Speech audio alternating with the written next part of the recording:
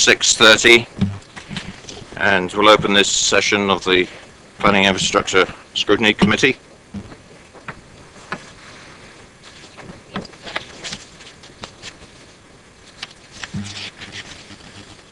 I'll quickly go through the evacuation procedures. We've got some visitors tonight.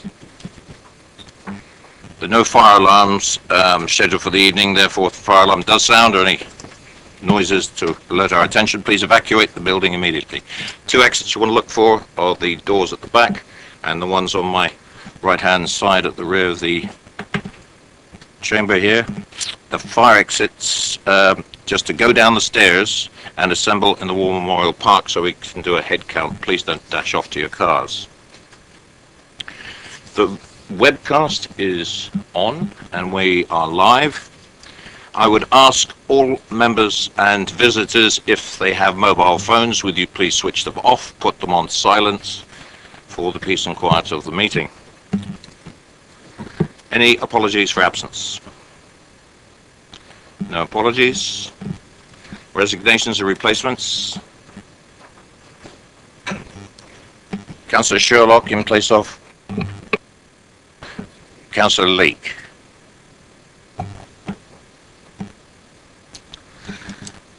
Declarations of conflict of interest or whipping decisions. You will see in front of you a sheet of paper, members. This will be, eventually we're going to have this in front of all committees, each member, so it just reminds you of the different kinds of conflicts of interest that may occur on any subject in any committee. It is up to the member to decide which particular one they wish to declare at the time against which agenda items or items. I'm not going to go through it. It's for you to read. Please leave them on the table when you leave the committee room tonight.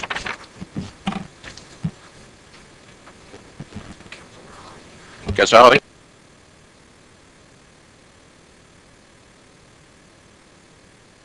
We will try, certainly. Councillor Harvey.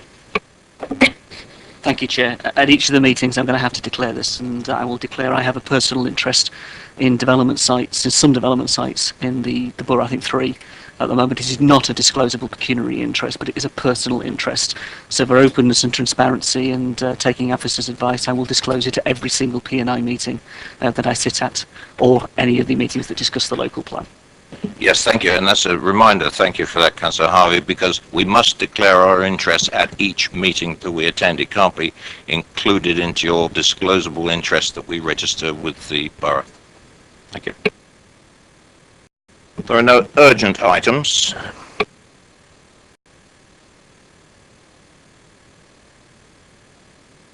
I'd like to confirm the minutes of the P&I dated 20th of May 2013. Are everybody happy with those minutes so that I can sign them? Can I have a general yes? Is agreed. Thank you.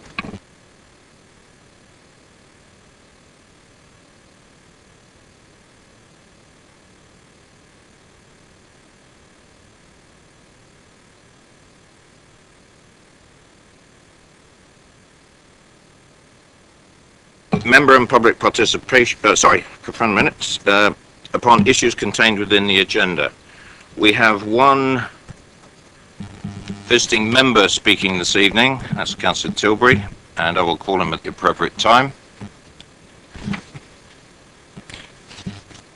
We have a standing invitation to relevant portfolio holders, and we have Councillor Raphael here this evening, and I will give him an opportunity to speak. Do you want to speak before the presentation, Councillor? After the presentation? Certainly. Thank you.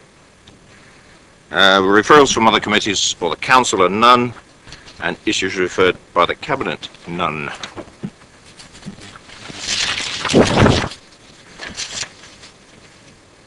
Item number 12, the Basingstoke and Dean annual housing requirement. And this is a report by the Policy Manager, Planning Policy and Infrastructure. And I'll hand over to Mr. Hunter. Councillor James. In reading the two reports, Councillor James, it'll be presented by the officer. no, it's before you get to that. Sorry, I'm just asking that I really feel that we ought to have the strategic housing market assessment update prior to you asking for a recommendation of this committee, because that informs the housing number, and I think we ought to have the first one. That we can't make a decision on A until we've had B. Sorry, the other way around. We can't make a decision on B until we've had C, because it's an evidential base and it's very relevant to the housing numbers. And if we challenge some of that in C at a later stage, the decision would have been made, possibly from this committee, on B. One thing I would comment on is that, yes, we may come to an agreement at the end of paper B, but that will be taken to the Cabinet. They will also have heard what is being discussed on paper C, now, almost certainly tomorrow night. Now, when they have those two pieces of information, and Cabinet will be sitting after these two papers are addressed by this committee, I think the balance of how the two go together could, and I'll ask the portfolio holder for his input into this, because the recipient of all this information is going to be the Cabinet and himself. Councillor Raffel, do you have a comment at this stage?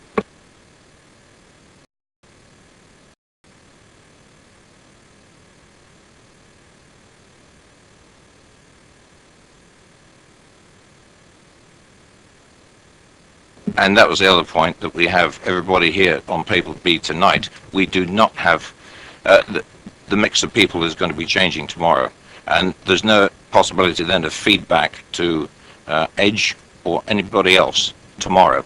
So I would rather take these in a sequential matter, and if there is anything at the end of paper C, there's no reason why this committee cannot make their comments, which are included in the results of paper C, to be taken through consideration by the portfolio holder. Any other comment on that subject? No, thank you very much. Mr. Hunter.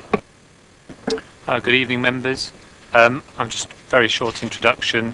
This paper is a direct link back to the critical framework that was undertaken by Edge Analytics and was reported to members on the 12th of March of this year. At the meeting, the committee agreed that the committee recommend that the portfolio holder takes forward the recommendations as set out in the executive summary of that report and brought the outcomes of that work back to this committee for consideration. I'd like to introduce Dr. Peter Bowden. He's going to be running through his presentation, which essentially sets all the scene of what's contained within the housing number paper and document. If you can let him get through the presentation, and then we're happy to take questions at the end of that. So if that's okay with everyone, I'll hand over to Dr. Yes, just to remind members, if you have any questions that come up during the presentation, make a note of them, please.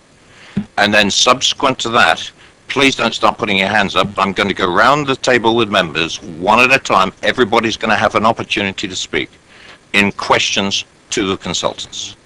Okay?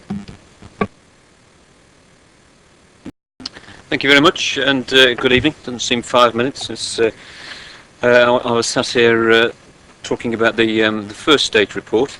This second phase follows recommendations that we made, which was to update your demographic evidence, specifically to use what we described as an appropriate demographic forecasting model for your analysis, and also to use the latest demographic statistics. I've tried to on the assumption that you've read the report, you've had a copy of the report, I've tried to keep the number of slides in the presentation to a minimum.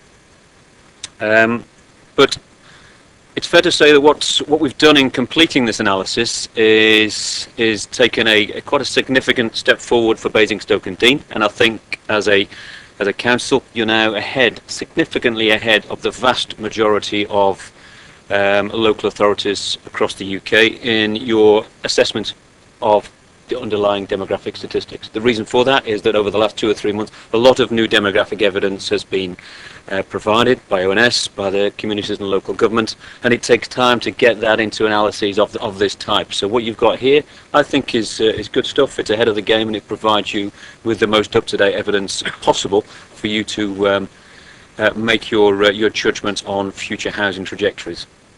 We have specifically tested a range of scenarios using our pop group technology. Pop group is a population forecasting model that allows population, household and labour force forecasting. It is used extensively across local authority sector within the UK. We support it on behalf of the Local Government Association. There are over 100 users across the UK. In the analysis that we've undertaken, we have incorporated the latest 2011 census statistics on population and households. We have taken data from the revised mid-year population estimates for the period 2002 to 2010.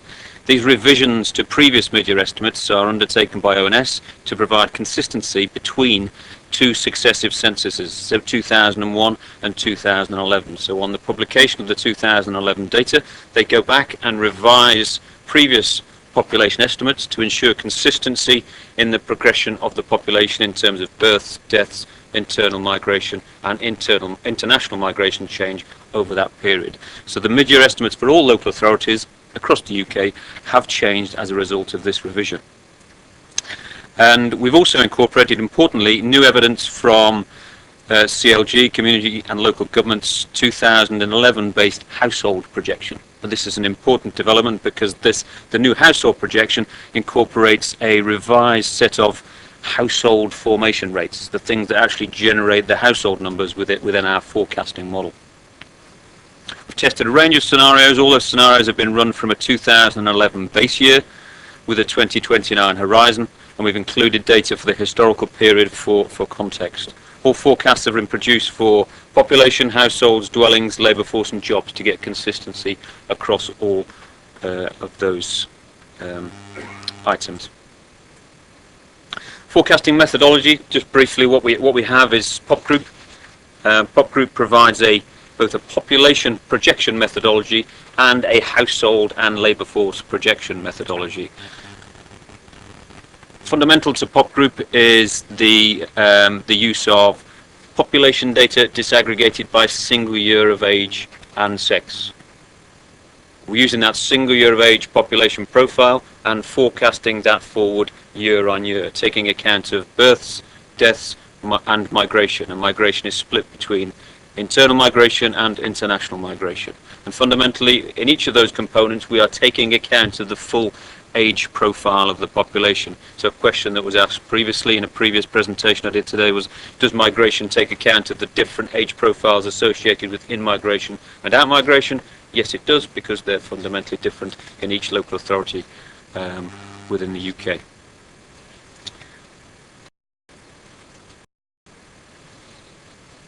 A quick illustration of the latest evidence. So the methodology, getting a robust methodology in place to evaluate the new scenarios was important, but also using the latest evidence. And some of the important features of the latest evidence: the household model, the household projection model. The last household projection model was produced using data based in 2008. So effectively, its underlying information was calibrated on a period prior to 2008. 2008 is quite an important period because it's a benchmark. It was probably the point at which you could pinpoint the difference between pre-current economic situation and post. So it's a bit of a threshold period. So any updates in the model, which we now have with the 2011 household projection model, is now using a lot of information on household formation rates from the last 5 years prior to 2011, and that's fundamentally different to the 5-year period prior to 2008. So that is reflected in the household numbers that are produced in the respective models. And I'll just stand up. I've got to move away from the microphone. I do apologise. But just to emphasise, for Basingstoke and Dean, we've taken a 2010 population projection as a benchmark, but just to illustrate that the original headship rate, the original household model versus the new household model, results in a reduction in the expected number of households that are going to be formed over a 20-year period. Household formation rates have changed in the updated statistics. The rate of household formation has slowed in the new projection data. And that's important when we're formulating our household and our dwelling projections in each of the scenarios that we present in the report.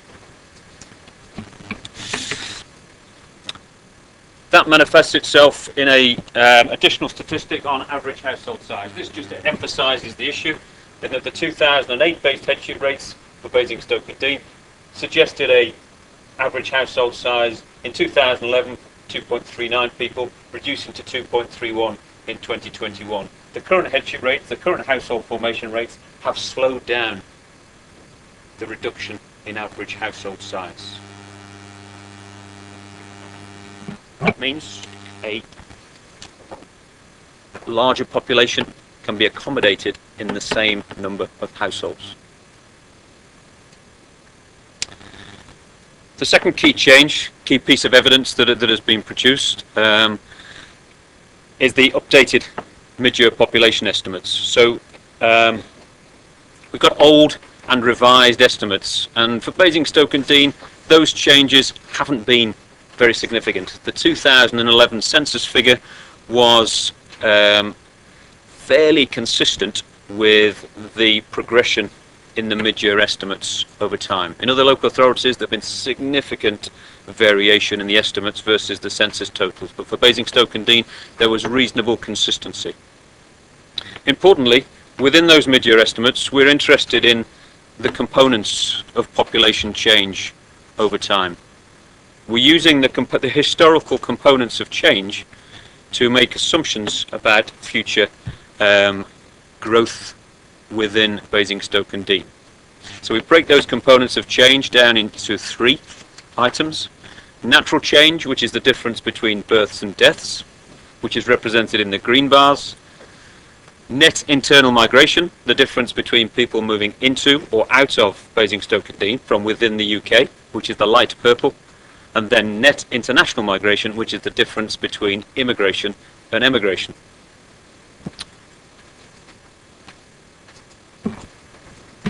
So to illustrate that, over a 10-year period, 10-year period is important because we've used this full 10-year period as the basis for setting some of our assumptions for future migration change within Basingstoke and Dean.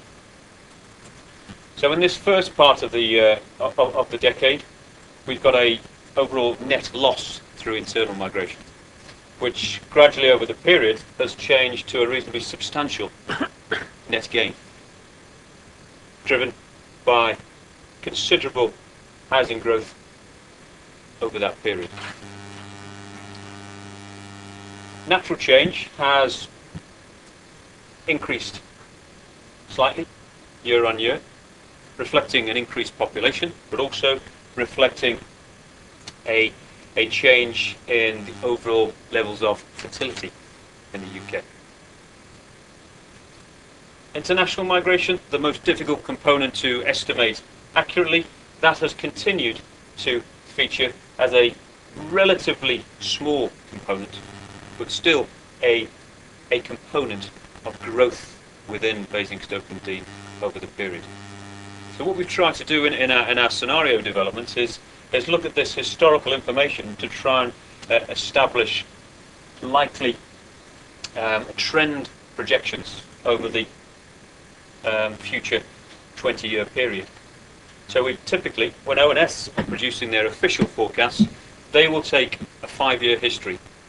So when we get new projections produced by ONS, probably sometime in the middle of next year, they are likely to take a 5-year history. They are likely to take a 5-year history and base their migration assumptions on that 5-year history. What we try to do in the report is say that, well, that 5-year period is possibly not a true reflection for some of the assumptions that we want to make in our scenarios. So we've looked at both a 5-year and a 10-year history, and I think in conclusion, I've come to the the key assumption that we've taken a 10-year history for our internal migration assumptions, and we've taken a 5-year history for our international migration assumptions. Why have we done that?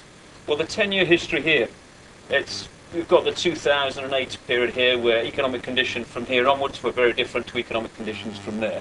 So a full decade's view of internal migration is probably more representative than just taking a fairly short 5-year period. For international migration, slightly different. The international migration environment changed in 2004 and 2006 with the expansion of the EU. So a 5-year history has been assumed to be a slightly more representative than taking a longer term perspective on international migration when migration conditions were very different.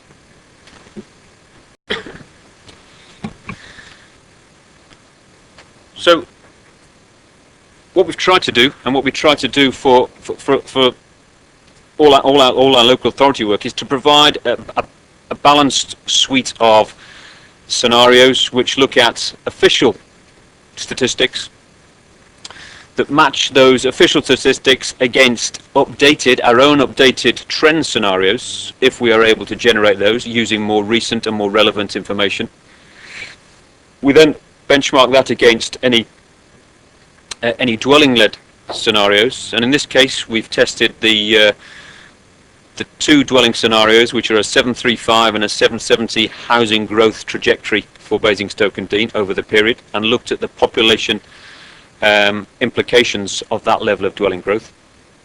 And then we've also compared that to an employment scenario whereby jobs growth is assigned at 600 new jobs per year. And again, these statistics are taken from previous cabinet reports that have been presented. In terms of outcomes, we presented those as a population change over time, giving an indication of how population is expected to change. But we've tried to summarize all that in a single chart which presents population change, household change, and indicates for each of those scenarios what the expected migration impact would be, what the anticipated dwelling requirement would be, and what the likely job requirement would be based upon the assumptions that we have underpinning the model. Now, what's interesting is that if you look at the SMPP 2010, which is the latest official forecast from ONS, which has 2010 base, that sits down near the bottom. Going back to our components of change, the last 5 years have seen quite considerable growth through migration. So therefore, if we base a trend assumption on the last 5 years of growth, we end up with our top scenario, our MIG-led 5 years, as we call it. For each scenario, we have applied our population growth, our anticipated population growth, to different household growth assumptions, using the 2008 base, the original 2008 base model, and the updated 2011 base model. In all cases, the 2011 household model assumptions result in a lower household growth and a lower dwelling requirement. Presented here are the statistics for the 2011 based household projections, which give the lower range of household numbers for each of the population forecasts. Importantly, what we tried to do with those scenarios, for the migration-led scenarios, which are the trend scenarios, is give an indication of the likely sensitivity of the most unpredictable components of change, and that is international migration. In the reports, we tried to illustrate that the Office for National Statistics has in its long-term forecast, current long-term forecast for growth, it has a figure of plus 183,000 as the annual net impact of international migration in England. So every year the population is expected to increase by 183,000 as a result of net international migration. Now, government policy is very much in favour of reducing that, and the latest evidence, the very latest evidence produced by ONS that relates to the 12 months 2012 suggests that that figure is already down to plus 155,000 per year. And why is that significant? That's significant because that number, that 155 or that 183, cascades down to all local authorities. So any national figure on net international migration change obviously has a variable impact upon different local authorities. So what we've done here in one of our scenarios, and we've called it a rather long-winded MIG-led 10-year, 5-year, 80% scenario, which means it's a trend scenario based upon 10 years evidence of internal migration, 5 years evidence on international migration, but reducing it to take account of the fact that the current level of international migration is significantly reduced from what the official forecasts are actually telling us. And that scenario, to pick one out, which is this scenario here, results in, over the 20-year period, results in 26,500 population change, which is just below 16%. 19% change in household numbers, which on average the expectation there is for a dwelling growth over that period of approximately 748 units per year.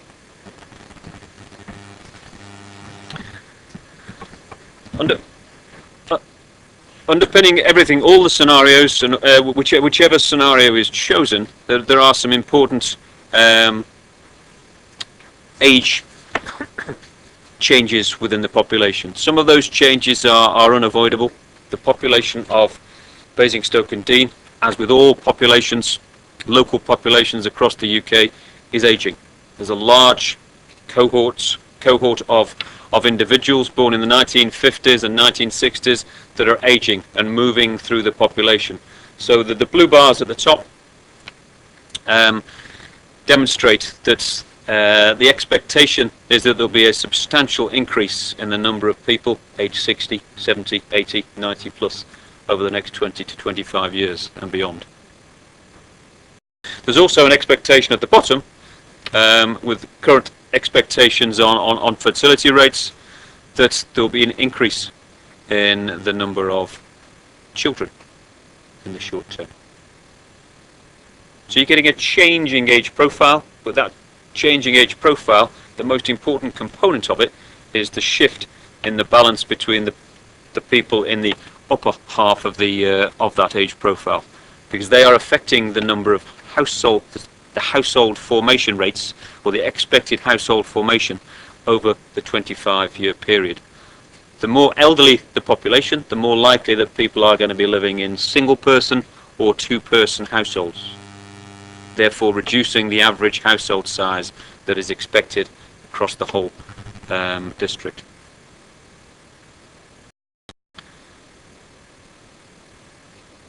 So in summary, we provide for each of the scenarios, we have provided the estimated dwelling growth per year over the 2011 to 29 period. A and C relate to the 2011 and 2008 based household models, so you can see the variable impact that you get from applying the latest evidence against the prior evidence. You're getting a higher level of dwelling requirement that results from option C, and then we've provided an average of the two to give an indication of the range of values that are expected. In terms of recommendations, not trying to recommend a housing number, we've been trying to provide and produce a range of evidence. But we've made particular recommendation that the Borough gives particular consideration to assumptions which provide a longer term historical perspective on internal migration, and also which recognise the uncertainty associated with the future impact of international migration. The range of outcomes suggested by the 2008 based and 2011 based headship rates need to be given consideration, because each has been calibrated from data collected in sort of very different housing market conditions. And finally, the borough should recognise that the changes in the population age profile are inevitable. That those really are inevitable, regardless of the future impact of migration levels. So the population age 65 plus will increase in size and proportion over the next 20 years, and as I said, that will have a consequent impact upon the likely level of housing provision. Thank you very much. Thank you very much, Peter. I appreciate that. I'm going to ask questions now for the consultant Edge. I'm going to work my way around the table. And Councillor Shaw. Yeah, he's still the same guy. Councillor Shaw, you're first off the mark for questions for the presenter. Thank you, Chair. 2 or 3 questions. One was on the issue of international migration, and the consultant referred to the uncertainty about changes in the last 5 years post-EU expansion. What's the impact of sort of expansion in terms of potential sort of in-migration from countries such as Romania, and are those sort of factored into the scenarios that we have before us? The second thing I wanted to ask about was the columns A and C, and this range of outcomes depending on dwelling growth estimates. And in the table, which is on page 16 of 29, that sort of table lists those 2 scenarios and then computes an average. And there's reference in the recommendations to, and I think the phrase is something along the lines of sort of, recognising that range. It would be helpful, I think, to have sort of clarification on the sort of validity or otherwise of taking the average, and whether that is likely to sort of be judged as a sort of sensible course of action, or whether it's, one really ought to actually, just make a judgment between A and C. I think that concludes my questions for the time being. Thank you, Chair. The answer on the Bulgaria and Romania issue, it doesn't explicitly take that into account. I mean, there's no nobody's making a judgment about what the likely impact will be of that. The question was asked earlier on with regard to the potential for reducing international migration to what the government target, which is plus 100,000 per year. And my argument with that, it's just the level of uncertainty associated with that component is very high. There is no doubt that the level of net international migration will reduce as a result of government policy that will reduce the number of international students in the UK, which is a very significant component of the overall total, and it will reduce those non-EU migrants, the ability of non-EU migrants to come to the UK. So there'll be a significant reduction there, but that will be balanced against the continued impact of EU migrants and the uncertain impact of what Bulgaria and Romania might actually have upon the UK market. There is uncertainty there. I don't know the answer, but it's important, I think, to recognise that the net international migration figure is on its way down and it's not on its way up. And that's one of the key recommendations here in terms of looking at the long-term impact. So I think if you take other local authorities across the UK, a lot of their growth forecasts are significantly influenced by future levels of net international migration or net immigration to those local authorities. and recognising that the overall national figure is going to be reducing over time, that has a very significant impact in some local authorities. Not so much here, but certainly in other local authorities. So it's an important component to recognise. Your second question on the A and C, another good question. It's what is the right answer? Is it A or is it C or is it an average? I think it depends. I can see a situation arising where if people want a higher number, they'll say option C is the one to choose. If people want a lower number, they'll say option A is the one you should choose. That is already happening. That is already happening. People will say, well, option A is calibrated on a time period which is unrepresentative because of it's significantly influenced by a period 2011, 10, 9, 8 when conditions, household formation conditions were very different. But then you could equally argue that the prior period, prior to 2008, was also very different, when rates of household formation were very high because of the boom nature of sort of housing development and household formation related to large number of apartments being built. So is the average appropriate? I don't know, but it's one way of looking at the difference between the two alternatives. Option A, the 2011 based, are going to produce lower rates of household formation, therefore a lower dwelling requirement. So I can foresee there'll be plenty of discussion at some point between local authorities and developers on which is the most appropriate set of household formation rates. But I think personally, I think over the immediate term, the next things aren't going to change dramatically. We're not going to have a sudden recovery in the housing market or the rates of household formation. That's for economic, financial reasons as well as development issues. So a more prudent approach on the household formation rates, certainly in the short term, is more appropriate, I would say. Councillor Keith Watts. No questions. Councillor Gary Watts. Couple of questions. If we take births, deaths, local growth as a figure, excluding migration, local and international, what would be our housing figure? That's my first question. Do you understand that one? Yeah. 550. Right, thank you. Estimated.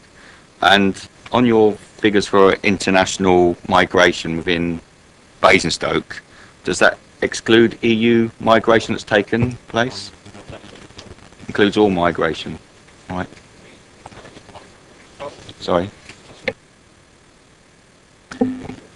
Answering both your questions on the microphone. The expectation of dwelling growth on a net nil migration scenario is plus 550 per year. The international migration figures do include all international migration. Councillor Mr. James. In relation to the international, the internal migration, on the graph you showed us over the 10 years, can you talk about the first part of those 10 years and why there was no internal, the first 3 years, why there was no, just talk that through a bit more.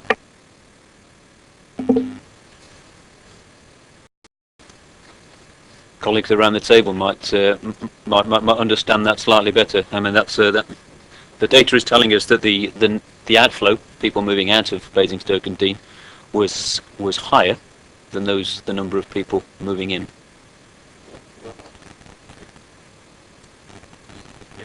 Yeah. Did that answer your question, Councillor James? Could you frame the question slightly differently, please? Councillor Mrs. Cubic, your turn will come. You're not to talk to Councillor James, you can talk through the chair. Thank you.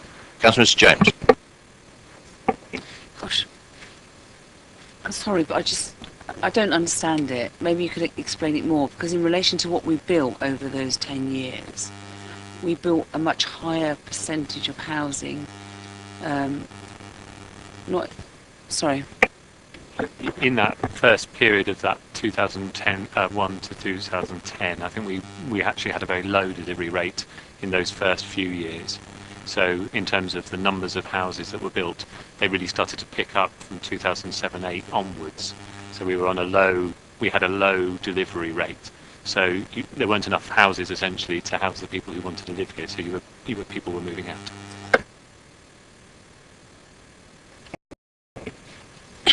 In relation to the three scenarios, the possible scenarios and housing numbers, does it take account of, and how does it take account of affordable housing need in those figures? It doesn't.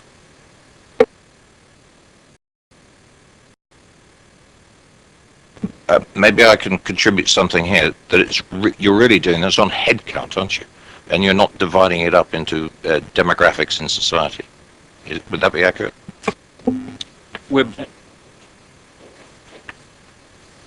No, we're not trying to make any assumption on the on housing tenure, housing type. We're looking at it from a demographic perspective, relating expected population change to expected rates of household formation, and then converting that household formation into an expected housing number, but not making any assumption about tenure or type.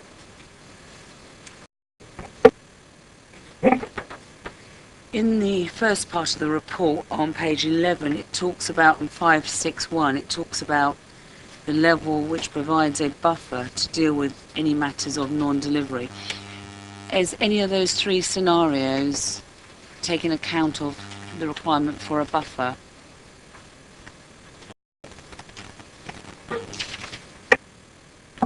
I think that's in relation to housing sites. So, for instance, if the housing number was to go up dramatically, you'd need more sites in terms of a buffer.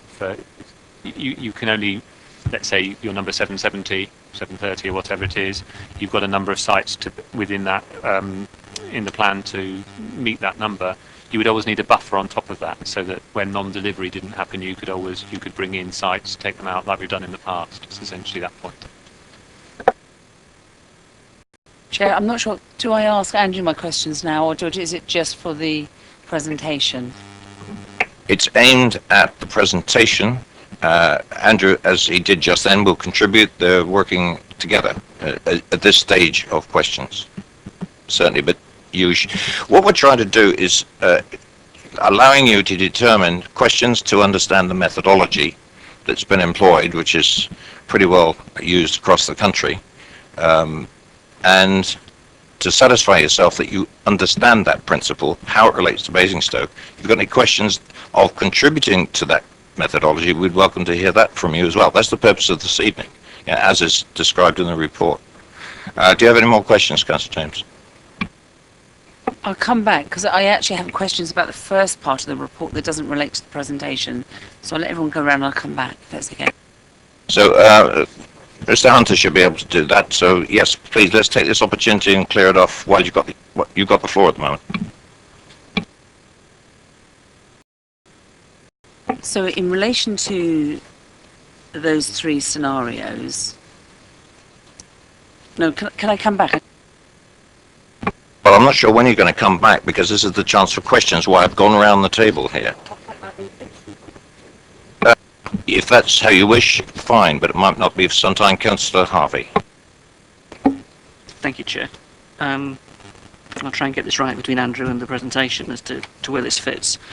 In terms of just looking at the international migration scenarios and the way you fitted it in, what I'd like just to test on is your experience of inspectors looking at this, and inspectors looking at the sustainability element of what you're presenting, whether or not it's going to stand up to the scrutiny, and particularly looking at the trend data that you're telling us to look at and to take on board. Just thinking through in terms of that testing, one thing that seems to have come out of a lot of local plans going through at the moment, I think we've got about 55 local plans that have gone through, and a significant number of them have failed because they proposed, 55% of them failed because they proposed a reduction in their southeast plan targets. The inspectors then took it back. Only 18 of them were found as being sound when they significantly increased their housing target at the instruction of the inspector. What I've tried to understand is, obviously that's happening, that's real, that's going on now, and I'm just looking at the robustness of our approach in the face of that experience of the way local plan inspectors are looking at the figures at the moment. Whether you have any experience of that, or you see that these figures would stand up to that level of scrutiny. I think the evidence that we've put together will stand up to scrutiny. It's robust evidence. It's transparent, and it's telling a story based upon the evidence that we've got. It can be challenged. We talked already about the different household formation rates, which produce higher or lower numbers. And I think a key element that also needs further consideration is how it relates to any economic growth, expected economic growth in the district. It's tying that together with the expected demographic change. We've tried to do some of that here. We've put in an expectation based upon previous economic forecasts of 600 job growth per year. Currently, that relates to a slightly higher dwelling growth. But I think that's where the challenges are likely to arise, because of the tying those things together. Inevitably, I think there'll be a challenge where people want the number to be higher rather than lower. Who is right and wrong in that? It's difficult to determine for a whole variety of reasons, depending upon the local authority that is actually being assessed. But I think the evidence that we've got here has been robustly formulated, but those issues in relation to the alignment with economic growth aspirations, for want of a better word, I think is quite important.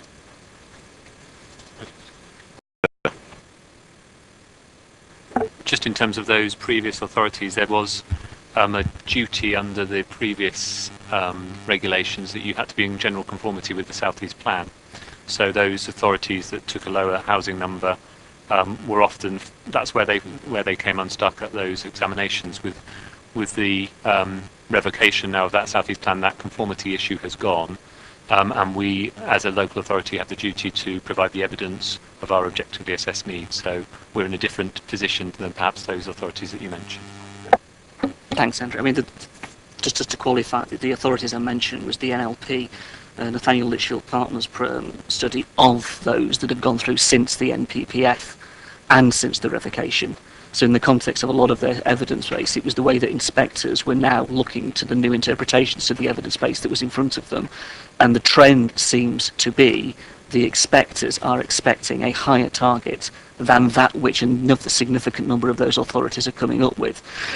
The issue I think I'm fairly sure that all of those analyses, all of those reports that have been formulated will have been done without the benefit of the latest census data, without the benefit of the latest mid-year estimate data, and without the benefit of the updated household models that we've got here. So as I tried to state at the outset, you're a significant step ahead on the basis that you're using a robust model in conjunction with the latest evidence. So. That's important, and to tease that out to give us more assurance is important. The point that I guess comes into my mind was, obviously in that early period we had significant economic growth in the borough, and we were usually quite well ahead of the southeast average. Since then, we've seen a significant increase in youth unemployment in Basingstoke-on-Deane. Now that's going to translate into household formation and translate into how those people come through the system, if you like, as they grow, and jobs and so on, and where they go, and how we capture that data, I think, is important if you're going to put any element of economic growth or economic forecasts into it. I've read the report, but I'd maybe offline like to understand a little bit more about the nature of the economic data that you've used to justify where you're thinking are, really, because I think it's important if that's a key part of it. But to reference that, we've not tried to forecast economic growth. We're not economic forecasters, and that's not what we've done. But we've looked at what the potential labour force and jobs impact would be of the different demographic changes that we're assessing, and we're doing that. We're using reasonably robust assumptions. We're looking at economic activity rates by age and sex.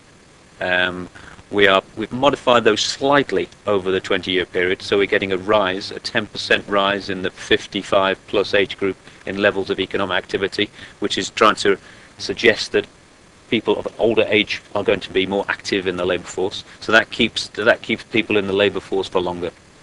And we're also taking account of an existing level of unemployment, which runs through the projection, and also an existing level of commuting.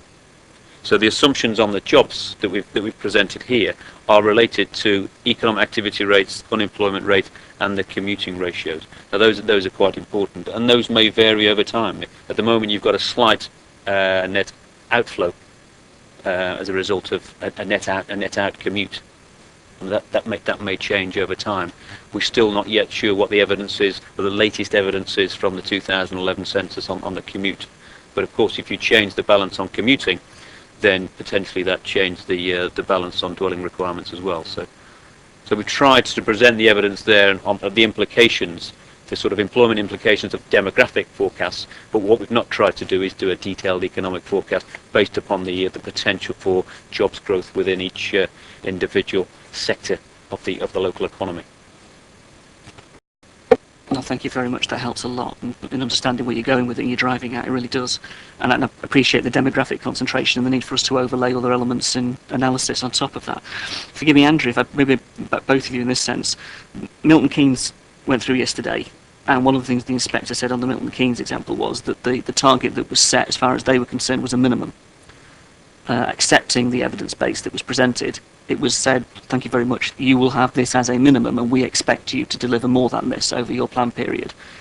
So in that context, how should we, is there any, your perspective, Andrew, on that? I really appreciate it, because it kind of stuck out to me as a difference to what a number of other inspectors were doing in terms of the target figure they were given as evidence.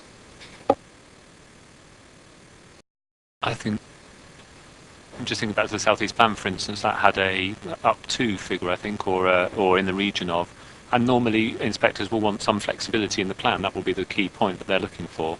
I suspect it's for us to set out in our document as to what we think we want to achieve, and it may be that the inspector then will challenge that.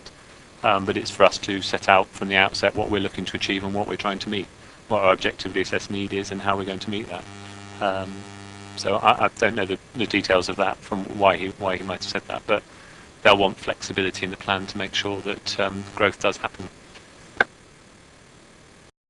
Of Andrew in particular, really, just thinking through the sites, Andrew, as they're coming through, and this picks up the line of conversation we had at the last meeting. We've got half of our Category 1 sites coming in as planning applications now.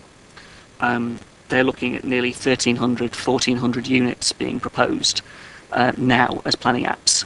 In terms of how we need to examine the figure, the target figure, and the effect on the target figure of that throughput now of what may be permissions or may not be permissions, but they may be permissions given.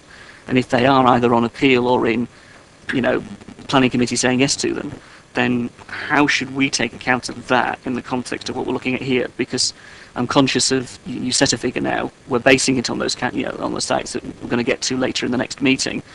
But in the sense, if they're already coming through the system, how do we deal with that? My immediate question relates that to SIL. It still comes back to that point about SIL, they're coming through. So where does the issue in terms of numbers reflect on our infrastructure delivery plan? And finally, the last point really is then all of that, the sustainability of the three scenarios you're looking at. And I'm trying to put the pieces of the puzzle together here and to understand the bigger picture that we're looking at. And that was kind of a really important question in my mind that I'd like to try to answer. Obviously, in terms of the sites, if they get planning permission, then they form part of the supply. So you use them as an offset. So they form part of the supply, which makes up, I think, about half of the housing, at the moment, housing requirement. So they sit within that figure. So they're not additional to. You use them as part of the supply. In terms of the IDP, I think, I think as we touched on the other day, the various bits of infrastructure will be identified within that. Those sites that come through a planning application process will provide some infrastructure through that process. There'll be some that will need to be collected through SIL, which is, as I said before, you're collecting per metre square or something like that per unit, and so that will affect all types of units. In terms of the sustainability of the scenarios, I'm not quite sure what you meant by that. Sorry. Well, I'm just running it through. If we have that throughput of applications moving from what would be the Category 1, the where we're going to designate and select, into the already given permission bracket, then what effect does that have on the target? What effect does that have on the calculations and the evidence that we present to the inspector? Because obviously, as you say, it's about half. You were saying it's about half at the moment. Well, that's going to increase quite significantly, I would imagine, if we're talking about maybe 1,400, 1,500 units coming through with permissions at some point, or battles over appeal.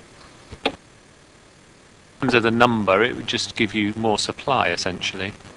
So it would give you a 5-year supply. It would enable the inspector to be guaranteed that some of your delivery would happen early on in the plan, all of those sorts of things. Councillor Mr. Stewart. Thank you, Chair. Dr. Holden, if I've got various questions I'd like to ask in relation to your presentation. In terms of the fertility rate that's been applied for Basingstoke, where does that calculation come from? And I asked the same question of the commuting calculation and the unemployment calculation.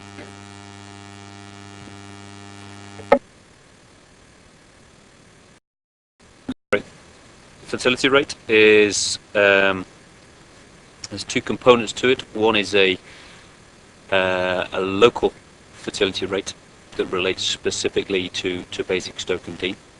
We take a national fertility schedule, which is the birth rate by age, and then that is scaled to reflect levels of fertility associated with females in the district.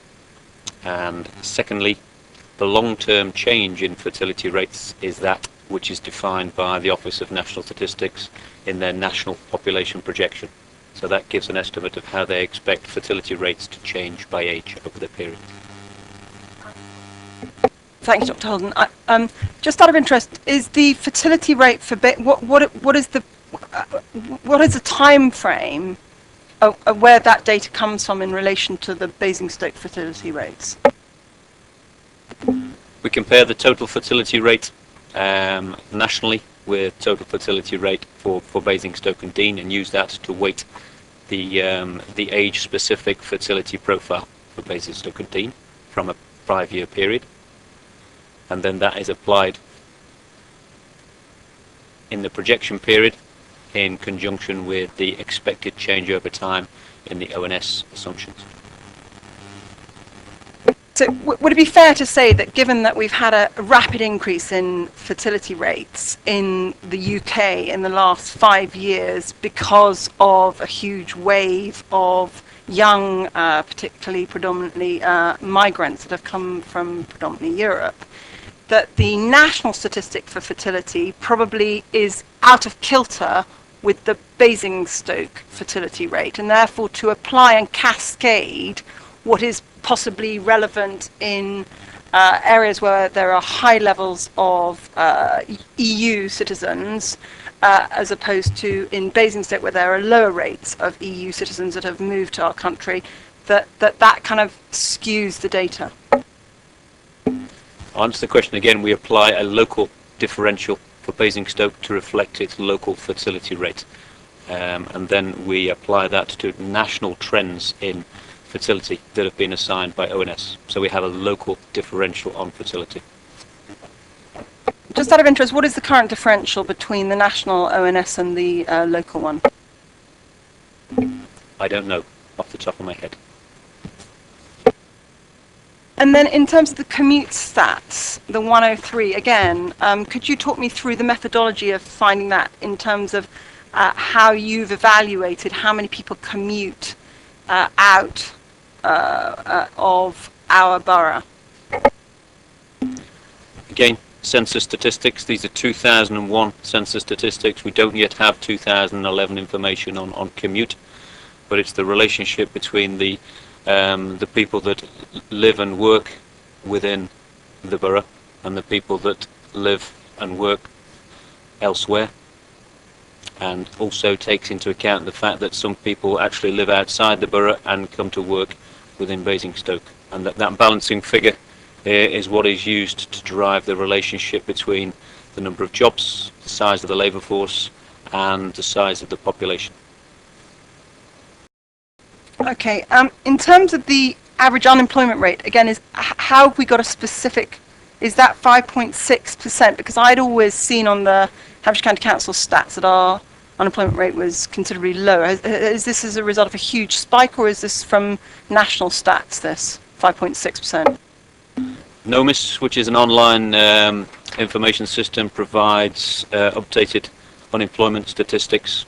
We've taken the average unemployment rate over a 5-year period and applied that and kept that consistent throughout the projection. How specific is this unemployment rate to Basingstoke? When you say you apply, are you talking specifically about our residents in Basingstoke, or are you applying a county-wide stat or a nationwide stat? My assumption is that it's the district, it's the borough, it's a borough statistic that has been derived from NOMIS.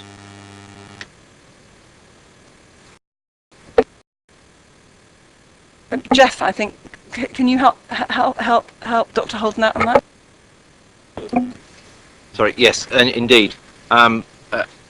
What has been said is absolutely correct. The figure is a Basingstoke figure, and I think that the figure that the councillor is referring to, the lower figure, is a different measure of, that is the number of people who are claiming unemployment benefit. It is not what is used as the government's preferred measure of unemployment, which is always a much larger figure. And that applies within Basingstoke and elsewhere. Right, sorry, Dr. Bowden. Sorry, apologies for calling you the wrong name up until now. So, in terms of the latest evidence on page 28, you then refer to the newly released stats from the census.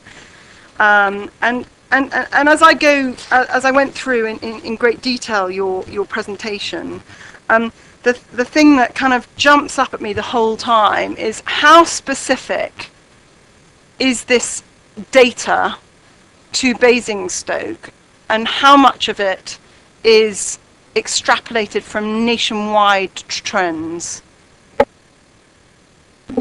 The household statistics specifically, or the population statistics we took.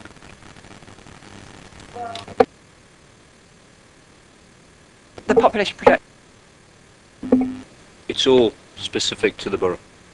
We have the population data, the population statistics, all the historical data for population, births, deaths, migration is all specific to the borough.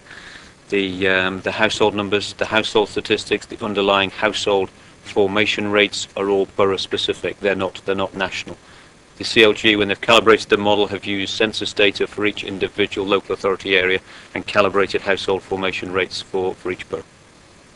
Okay, so that's really interesting, because if I look at the data from 2001 to 2011 census data, our population increased by 10% between 2001 and 2011.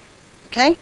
Now that was at an average build rate of 1,029 in the back 5 years, but I understand that the average build for the first 5 years of those 10-year census period was around the 600 house dwellings per annum. So what I'm very confused about, and obviously it's because I don't understand, is that if we were forming in the first 5 years 600 dwellings per annum, and we were forming 1,029 at the back end of the census, and our population increased by 10%, and that's absolutely definitive. 10% times 152,000 gets me 167,000. Then I find it very difficult understanding the scenarios. I'm obviously being thick, because the net nil figure is a population change of 10%.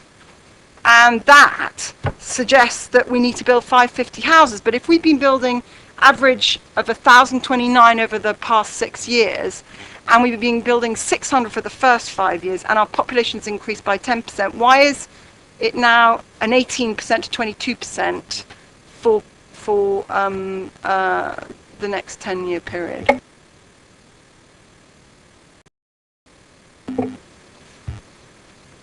What's your basis for the next 10-year period?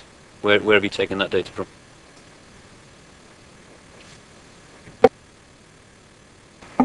When I say the next 10-year period, I'm talking about your change 2011 to 2029. You forecast at 18% or a 22%. Well, 2011 from 2029 is 10 plus 8, so roughly, am I being thick? 18%?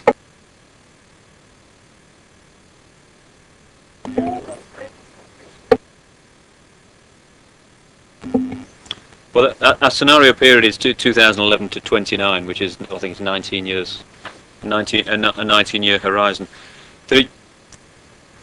You've thrown a lot of statistics and a lot of numbers at me. I apologise if I can't sort of quite digest everything you've just said there, but there's some fundamental changes that are actually happening to the population, to the underlying population, as I've tried to refer to, in relation to the age structure of the population, which will change the expected household numbers in your population. It will.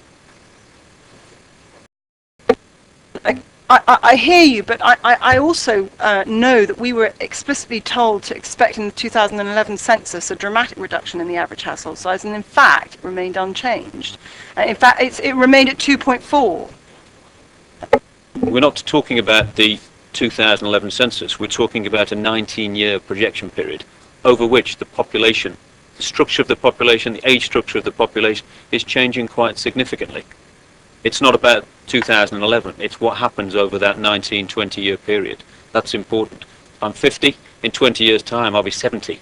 My household formation expectations might be slightly different in 20 years time, and that's what's underpinning a lot of the rates of household formation, is that we've got significant change in the age structure of the population.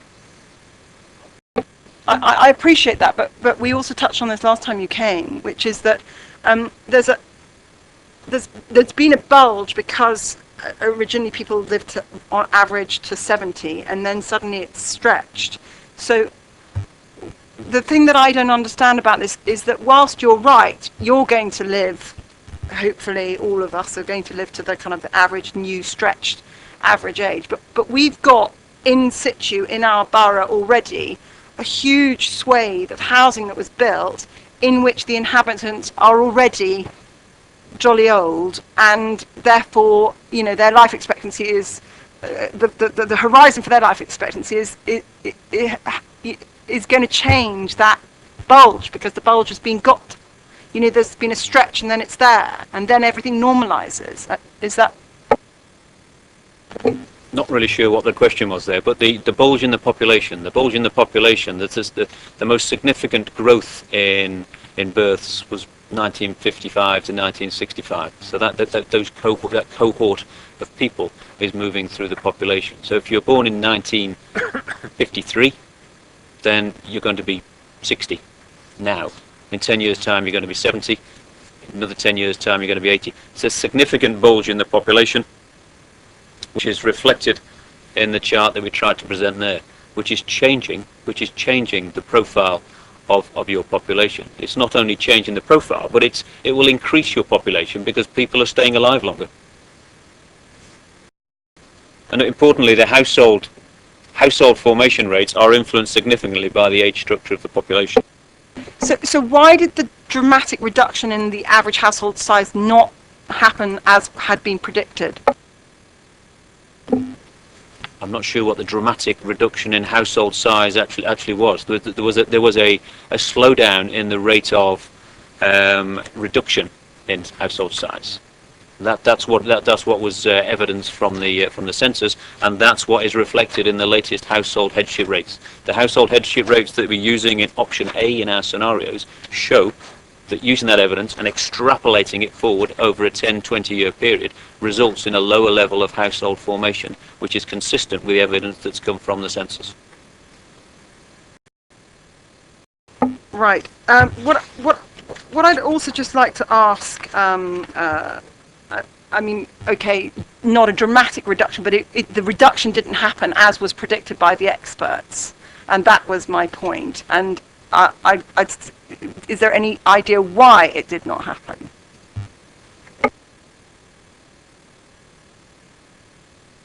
The reduction in 2011, is that what we're talking about? I'd say again, in 2011, the 2011 census has shown us that the rate of reduction in average household size has slowed significantly. It's not about a complete reversal. but it's the speed of the slowdown in the reduction in average household size. The expectation in the 2008 base model is that rates of household formation were resulting in a much greater acceleration in the reduction in average household size. The latest census evidence has showed us that there's been a significant slowdown in that. Now, if you extrapolate a significant slowdown, then you're actually reducing the rates of household formation in the future, and that's what's happened in the model that we're producing. But I understand that. I'm just saying, what do the experts think is the reason for that slowdown?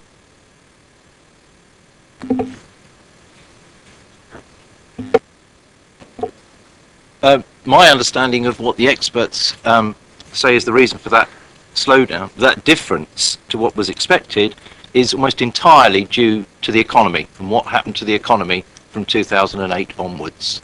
And the belief, in my understanding of experts on this subject, is that it's a temporary blip more than a long-term change.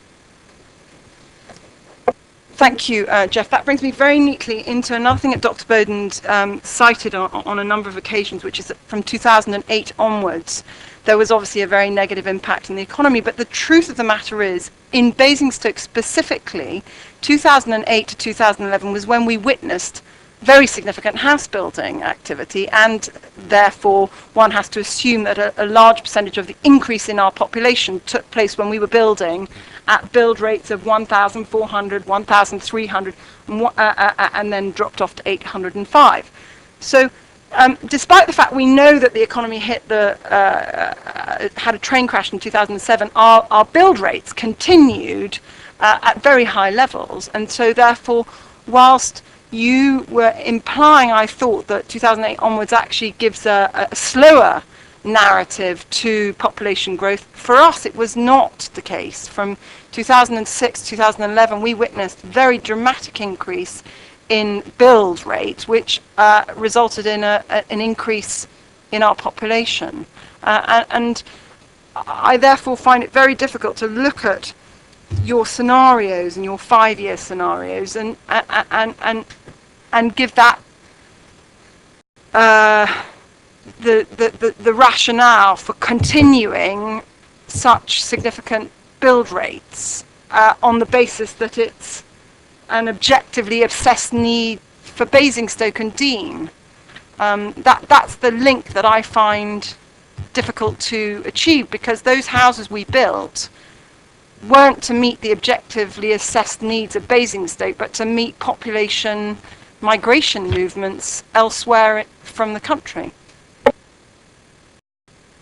Again, I'm not entirely sure what the question is, but if you look at we've applied two sets of household formation rates, one that are based in 2008 and some that are based on 2011 evidence, and there's a significant difference in the rates of household formation that would be expected from those two sets of household formation rates. Yes, your population has increased as a result of house building, but if you look at the latest evidence on household formation rates, specifically for Basingstoke and Dean, if you extrapolate that forward, that's resulting in a lower level of household formation over time compared to the 2008 rates. It's a slowdown in the rates of household formation.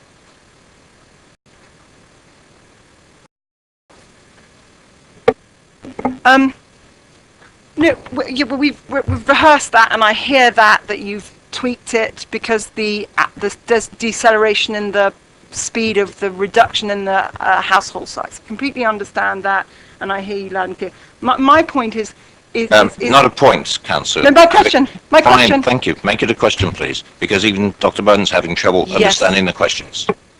Oh, thank you, Chairman. Thank you. Right, so Dr. Bowden, you started, or you said in the presentation that this was a cascading down of statistics, and I find it personally. I look at your analysis, and but I find it very difficult to understand. I still find it very difficult to understand that our population projections are based on our build rates. And if we build a lot of houses, then the narrative for your projections is that we have to continue building lots more houses because we built lots of houses before. and I can't see that your analysis doesn't do anything other than that. And that's not me criticizing your work, because that's obviously the way the methodology works. But I can't see how that identifies the objective assessment needs for the people of Basingstoke and Dean Borough Council. It looks more like it's a national need. I don't think we're attempting to produce an objectively assessed need in this particular piece of analysis. What we're attempting to achieve here was the presentation of a range of alternative growth trajectories. The official statistic, a variety of trend projections that we've put together ourselves based upon the latest historical evidence, comparing that with your own dwelling-led scenarios, which are a set number of dwellings that you've identified as a build rate over a period, comparing that finally with an expected economic growth scenario. So the objective has been to use all the latest evidence, to use an appropriate methodology to produce a range of scenarios, a range of demographic change scenarios. Yes, some of those are going to be driven by the fact there's been a high build rate over the last 5 years, which, if you project that forward, means that the population growth will continue to grow at the high rate that it has done over that 5-year period. Therefore, what we've done is tried to provide a little bit more balance to that and look over a 10-year period for our internal migration assumptions, which means that there's a different balance in the relationship between population growth and the expected rate of dwelling growth. So what we've tried to do there is not to produce an objectively assessed need for housing. We've tried to produce a range of scenarios that use all the evidence that we can, from which you can actually make that judgment yourselves about that need.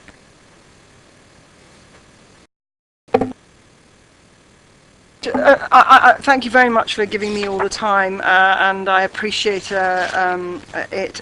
Just two things that worry me is that graph. If we could just go through it again with you, the one that the leader of the Labour Party flagged up, it's called Figure 13. So there's two things I just want to talk about. I have a problem with that clause 612, and I have a problem with the graph in terms of I don't understand it, and in terms of what it means. The clause says this population change has been driven by natural change, net internal migration, and then net international.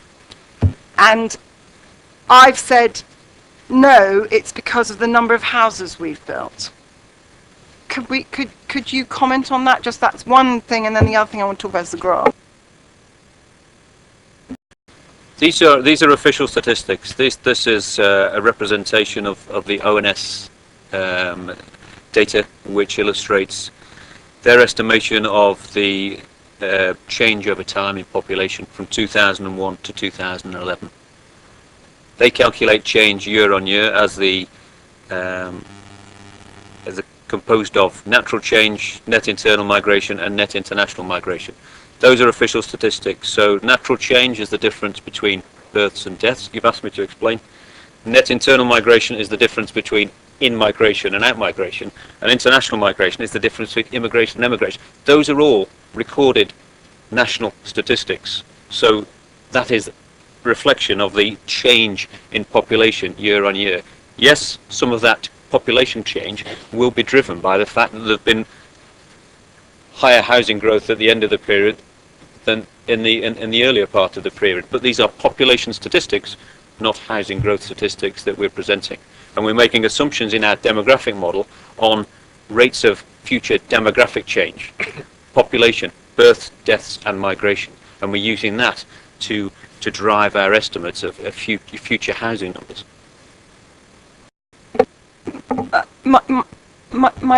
What I have a problem with is the 2001 to 2004, because if we were building 600 dwellings per annum during that period, and they're definitely, I mean, I come from Basingstoke. I've brought up here pretty much most of my life, and I look at those statistics and I say, well, Yes, I can buy the back end because we know we've built lots of houses, and so lots of people have been sucked in from Reading and Newbury and Andover and Swindon. But I look at the statistics, and that's what Councillor James, I think, was referring to, and I know that there might have been a couple of Hungarians and a couple of Polish people, but I don't think that the change in the population in the early part of the noughties represented a whole load of migrants coming into Basingstoke.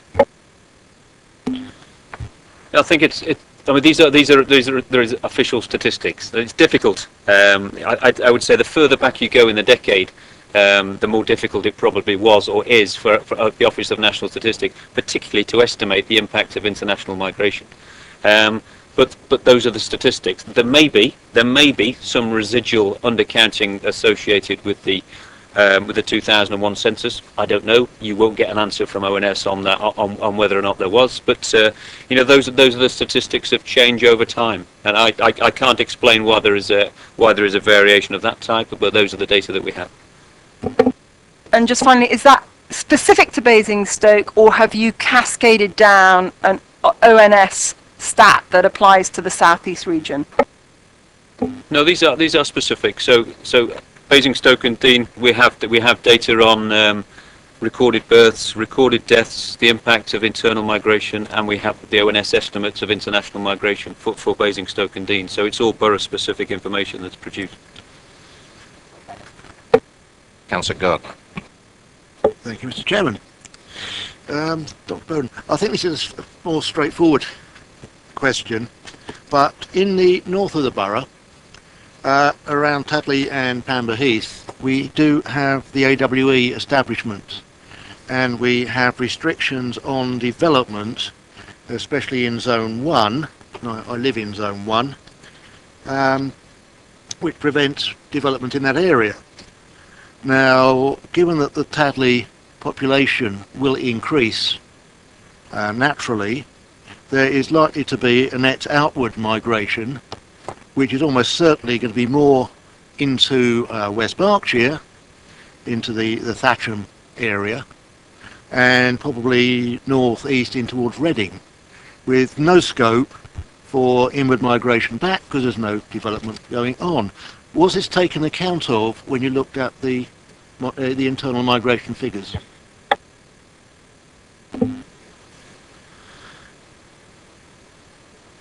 Not explicitly.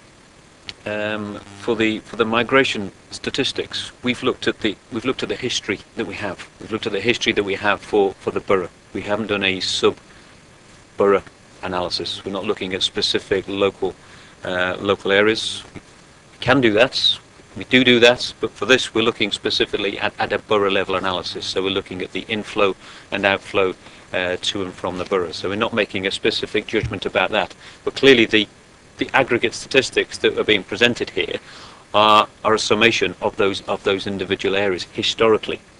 So we're looking at the summation of the historical data, but we're only interested in this analysis in looking at it from a borough specific level.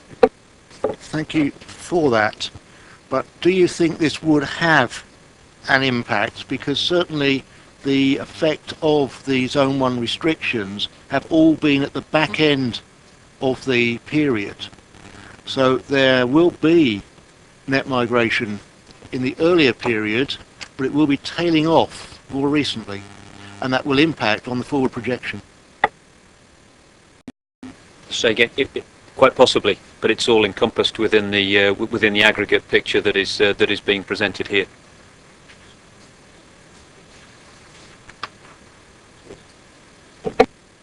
So you're saying it's not been factored in, but I do have a feeling that would have an impact on the figures that you've calculated. Councillor Mitchell. Thank you, Chairman. I'm afraid you're going to find my first couple of questions simple-minded compared with the more sophisticated stuff, and this simply just want to make sure I fully understand what it is I've read. What is headship ratio? Headship rate, yes. Headship rate Headship rate is variously called a household headship rate, a household representative rate, but it's a rate of household formation. It's the expected rate of household formation given a person's age and sex. And underlying the household model, there are 17 different household types. Yeah. So that. Just to explain, I'd seen that there was clear connection between headship rates and household formation rates, and I wasn't clear whether there was some difference between them. But it is simply the underlying data that adds up to the household. Fine, thank you very much. I told you it'd be a very simple-minded question. And then this is another simple-minded question, which I'm sure is embedded here somewhere, but I just want to make sure I know what I'm looking at. We have the various scenarios, and they're called names like MIG-led 5 years. Just want to check. MIG-led means it includes migration, or it's based on migration. It's just a sort of common terminology. Apologise for the use of that, but it's terminology which is designed to reflect that it's a trend scenario that is largely driven by the migration assumptions that we're making.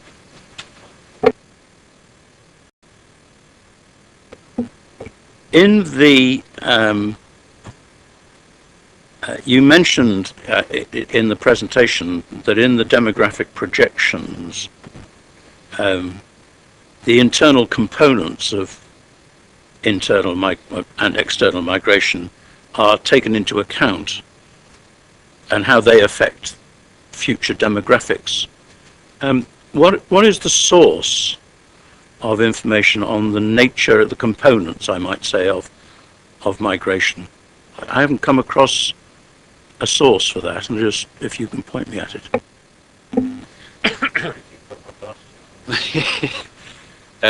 Again, I'm not sure what you mean by the components of migration. Do you mean the age structure of migrants? Yeah, that information is available. Certainly is available for internal migration, where you have an age profile. We know the age structure of people coming in and the age structure of people leaving the borough.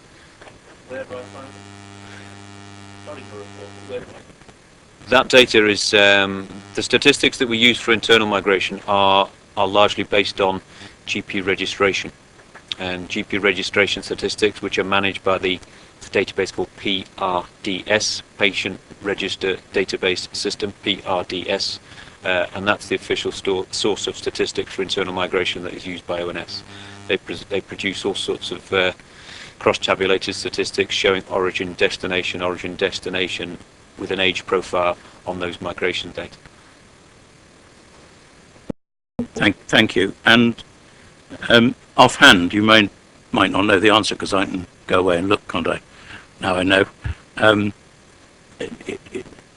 Would my assumption be roughly right, that where you have a high impact of net internal migration, that the internal migrants coming in are more likely to be, because of the reasons why they're moving, they're not moving for cheaper housing unless they're coming from London. They're moving for jobs and so forth, because we're higher priced than most of the rest of the country. So they would be inclined to be younger, more likely to be families or to get into being families, and less likely to be elderly, so that their impact, the net impact, would be likely to reduce rather than increase the going forward, the average age of the population. Yeah, not necessarily saying going forward it would reduce the average age of the population, but it would keep, because it depends, doesn't it? It depends how many people are coming in. You know what the depends on the balance. But yes, what you're saying is correct. In general, that the migration profile, whether it's in or out, is dominated at a very large peak in migration for people from ages 18 to early 30s, and you generally get a younger age profile in migrants than you do from the out migrants. So you're getting a changing balance in the population. So in essence, if you get very high levels of net in migration, then you can sustain the relatively a more youthful age profile than if you had lower levels of migration. And on average, a higher size of household. I can't remember the right term. On average, because of the fact that elderly people go into smaller or have smaller households. Just en passant, that it's a joy to see a chart that actually shows so clearly that if you build more houses, more people come and live in them. I've been saying that for a very long time, and it's sometimes difficult to get the message across.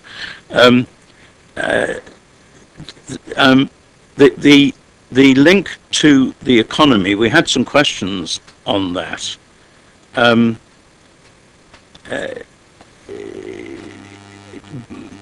one can see that where the economy is booming, migration levels both ways are going to be increased, and probably internal migration, if there's housing for them, will increase and not increase when the economy is not booming. So one might see the 2011 census data when that comes showing, reflecting lower turnovers and so forth. But I'm not entirely sure why we've chosen. I mean, have we chosen in one of the scenarios the 10-year migration figure simply because it gives us a lower number? I guess my question is, if we finish up with our judgment from all the other factors of saying the house building number will be lower rather than higher, one of the effects will be to reduce net migration, net positive migration. Yeah, fine. But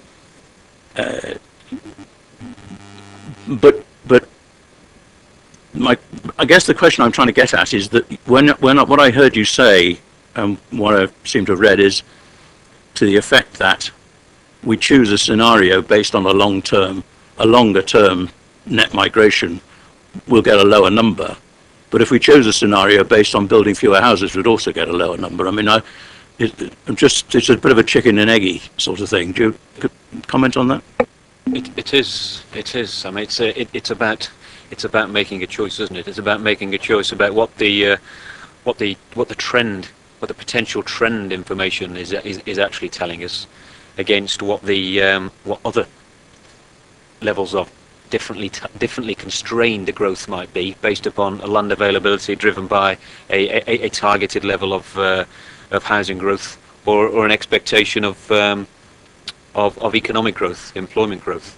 There's no perfect answer, but it's actually using a range of evidence. It's trying to present a range of evidence from which you can actually make a judgment about what the most likely or the preferred scenario is, based upon that range of trend policy-based official statistics that have been presented.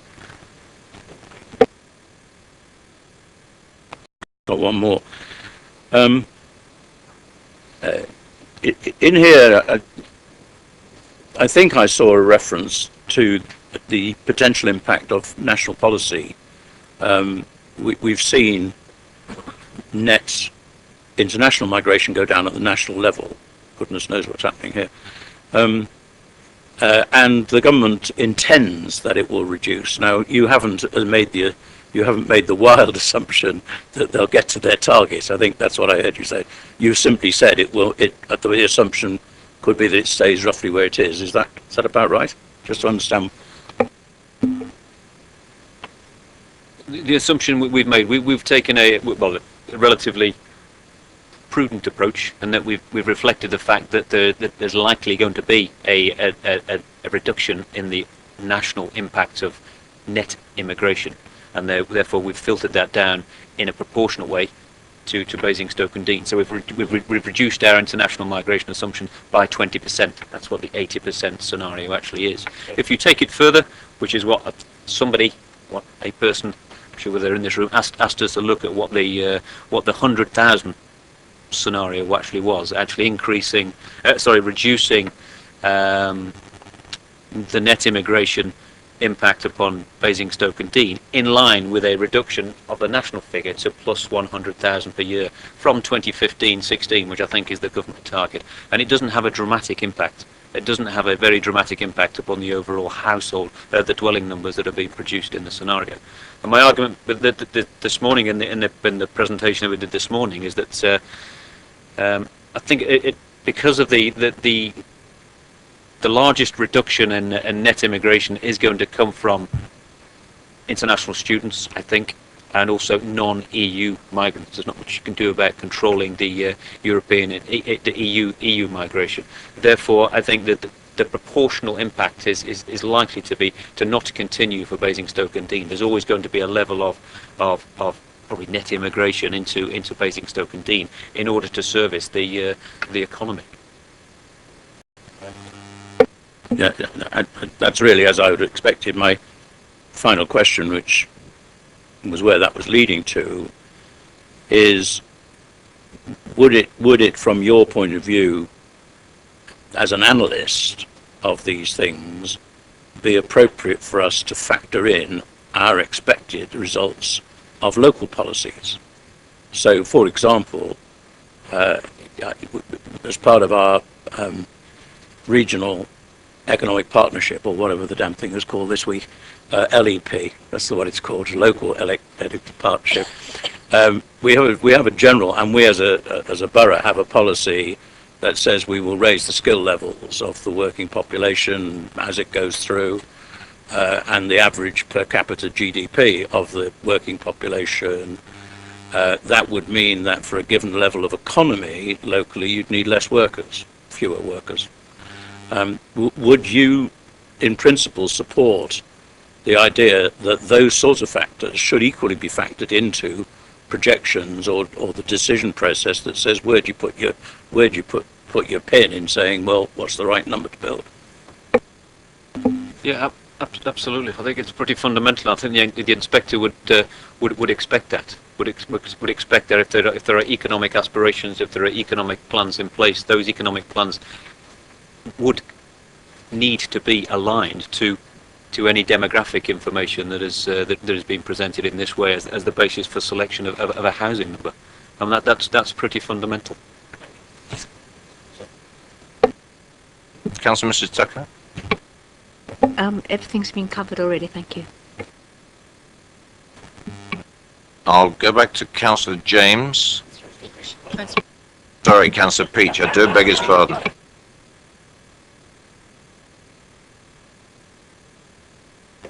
Yeah, thank you. I do have a couple of questions, perhaps more clarity for myself, really. But just to understand, what was the underlying reason for the household sizes reducing?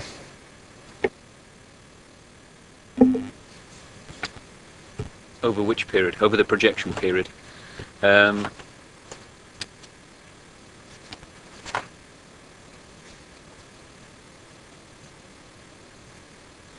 Well, to recap, underpinning the projections of household numbers are household formation rates, headship rates.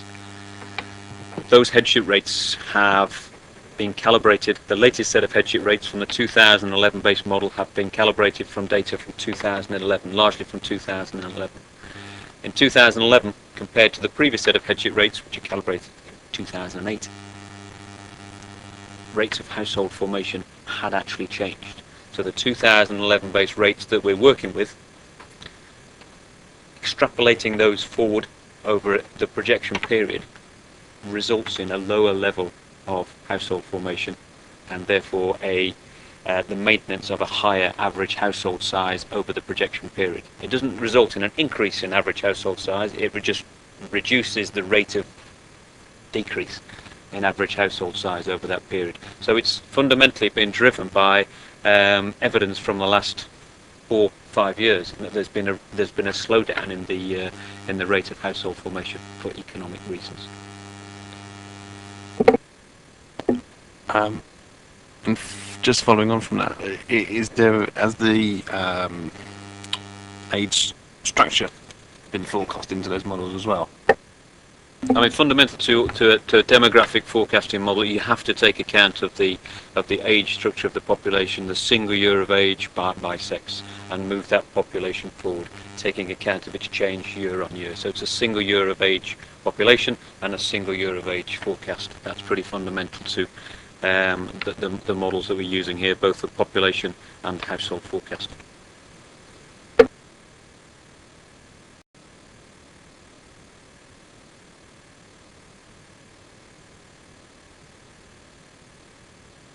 And there was, I think there was a mention somewhere, but it was, if we look at an aging population, if we build more residential care properties, do we see this reduce headship rates? Does it reduce headship rates? If you build lots of, I don't know what you say care homes, I don't know what care homes are these days.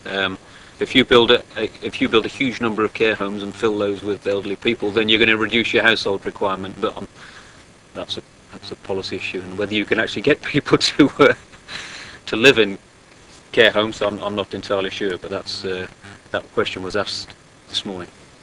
So clearly, if you've got more people living in institutional accommodation, then you're going to reduce your household requirements. But don't put me in one.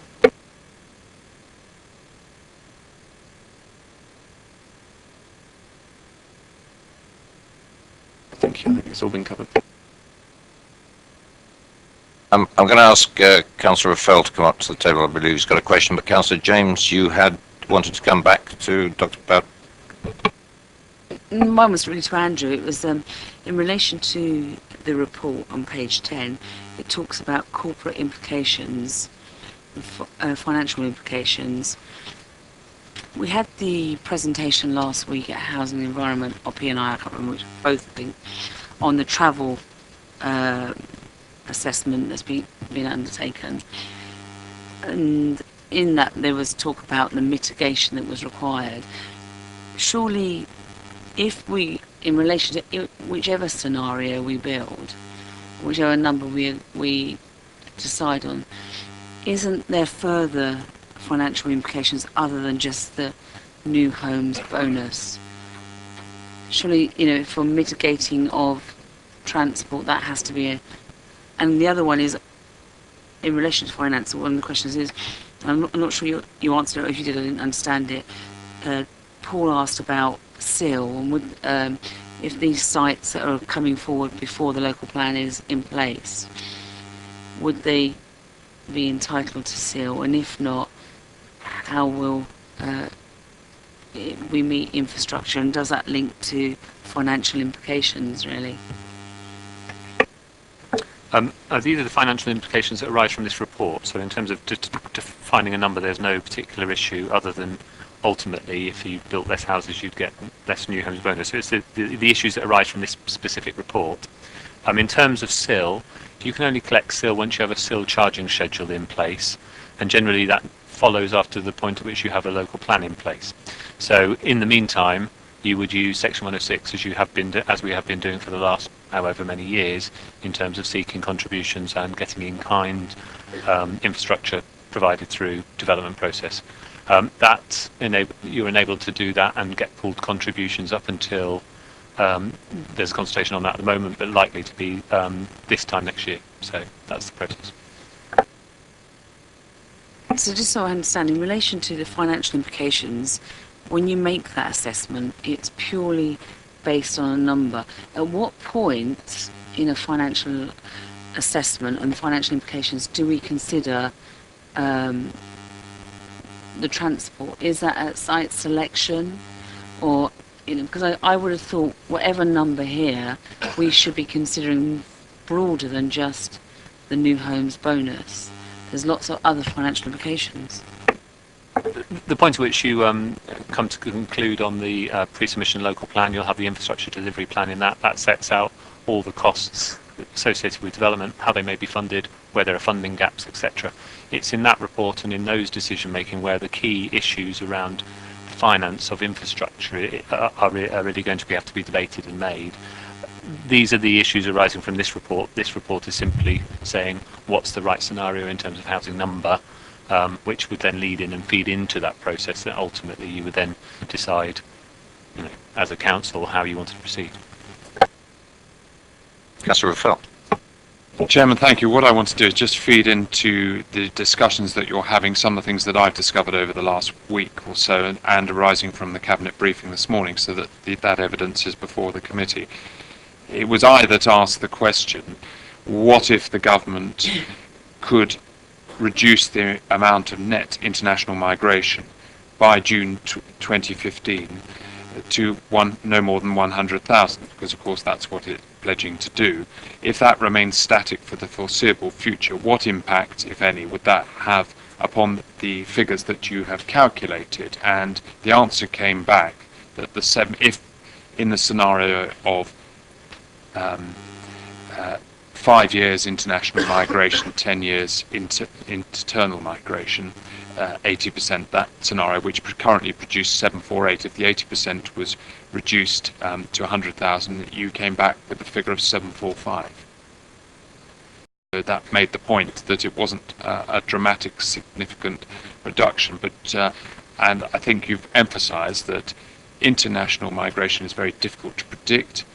The effect that's happening nationally is one of reduction in students and non-EU workers, which is difficult to say that is having any dramatic effect on this borough. It might be having a dramatic effect on other boroughs. Is that right?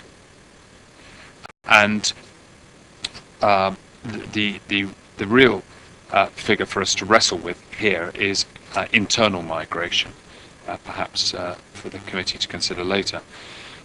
You took the view, is this right, that the original officer's paper, which was trying to work out a housing figure by producing their own model, you regarded the work they did, you reviewed that and regarded it as good quality work, is that right? Yeah, the work that was done previously in the Cabinet report that we reviewed earlier in the year was good piece of work. I think the issue that we had with it from a modelling perspective is that the demographic forecasting had not been done using a recognised demographic model, which left it open to challenge, and fundamentally it wasn't using the full age structure of the population when it was deriving its household and housing numbers, and that was pretty important. And the key thing also is that we wanted to update using the latest evidence that was available from the census, from the mid-year estimates, and also from the new household model. But I think the work that was done was pretty good quality. I ask you some specific questions, and again, if you have to defer to the officers next to you, we'll deal with it later.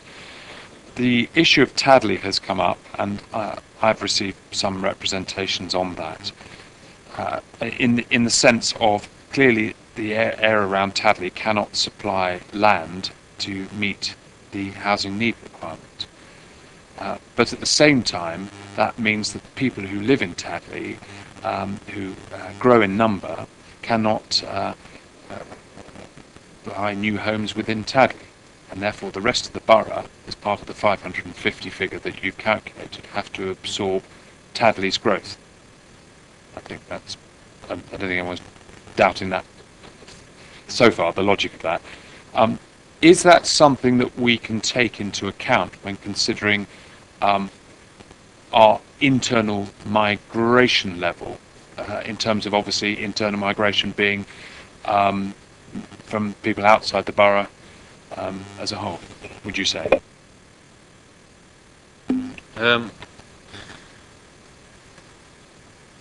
We've derived our scenarios here based upon the historical evidence, and we're trying to extrapolate that historical evidence. So that's how we're deriving those assumptions.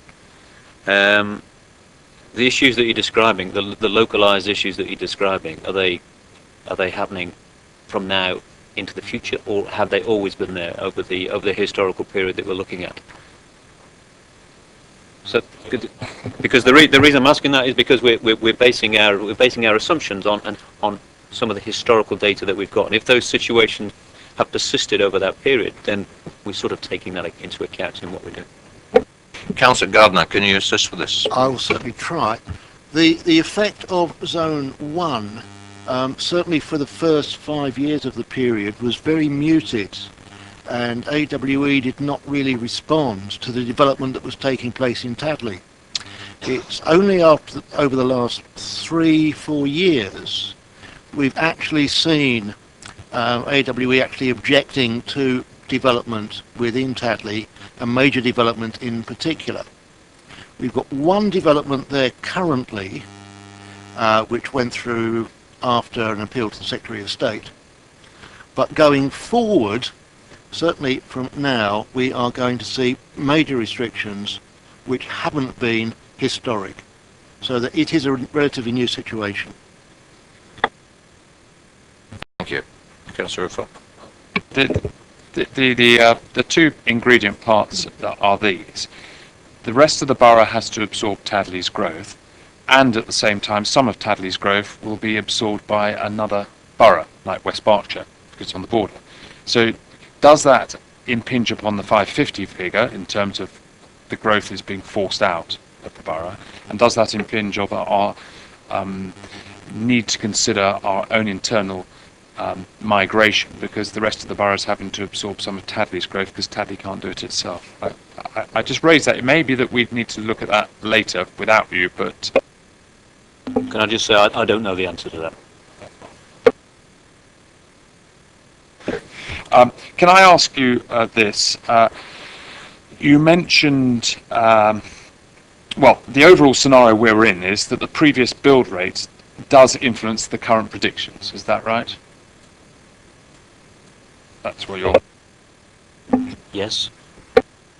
There's been a substantial amount of growth over the last 5 years, and that's one of the reasons why you've looked back over the last 10-year period. I think, again, wanted to try and provide a little more of a long-term balance in the impact of internal migration over a 10-year period rather than 5. Qubit was referred to was the net outflow of commuters. What I'd like to know from you is, how do we interpret that figure? Because imagine it was the other way around. Would we say, huh? Or do we say, what do we make of it? I mean, to my mind, I'm not fat, so I shouldn't say what my mind is, but it really only affects when you're assessing the jobs growth scenarios. That's what it affects, because if you've got a net out commute and you create 20 jobs in an area, then the net out commute is working on those 20 jobs. If you've got a huge net in commute and you create 20 jobs, then a large number of those jobs are going to be taken from outside the borough. With the net out commute, you're creating 20 jobs. You've got a balance of inflow and outflow to take account of. So what we're doing with that commuting ratio, which is a relatively small net out commute, I think it's not great. It's something like a 2% difference that we're dealing with. That's just taken account of in the relationship between the number of jobs and the resident labour force. But I'm not saying that can't be reversed over time. And I don't know whether the latest census evidence is going to show that over the 10-year period that your commuting ratio has actually changed in the borough. Yeah, question was that the noise I should make was one that suggested I'm not particularly bothered, because it didn't seem to amount to much, that outflow. What?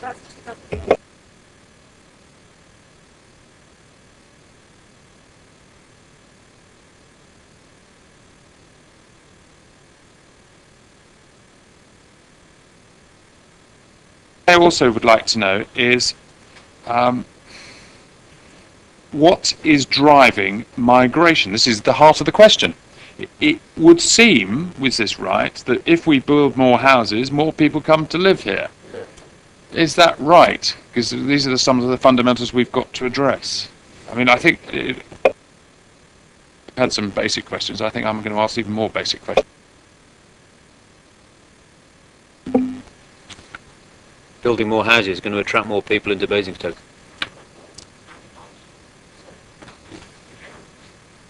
But you've also, can I just say, you got the point about the fact that you're going back to your population. Your population is actually changing. So your population, the age structure is changing. Sorry to keep going on about it, but the age structure of the population is changing.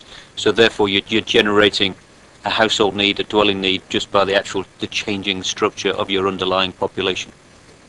I understand that. And would that therefore mean that the 550 figure is slowly increasing to reflect that? 50 figure does reflect that, that's what I mean. Yes. Is on top of that, which is the issue that we all need to wrestle with. Could I ask you to have a look at the graph on page 33 of 229 of the committee's paper, and page 16, I hope it's page 16, it's the one which has figure 10, in other words. It's the one where there's outward migration from 2001 to the year 2003 to 4, and then we see the surge in growth. I want to see if you can help us as to what we can extrapolate from that, because it might have some bearings on our thoughts and figures in due course. It would seem that if we divide the figures from 2004 onwards by 2, we get a rough figure for the the house increase, the number of dwellings that are being built. Is that right? If we divide the figures from 2004 onwards in those graphs, so for instance, if it says that in 2009 there are 2,300 people increased population, a net increase, would that mean that roughly there are 1,100 new homes built? I don't think you can make those assumptions, because I think the amounts of houses we built per year are set out in our annual monitoring report, and they aren't reflective of those. So I think you're comparing apples with pears. I don't think it would. You could do it in the way you're suggesting.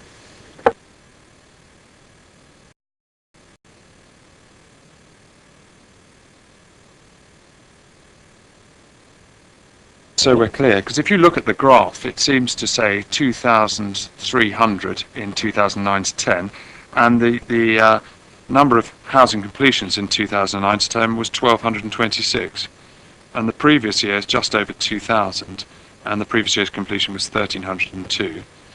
And so I'm going back. It seems that the completions are greater than the population moving in, I would say, actually. And it also, of course, depends.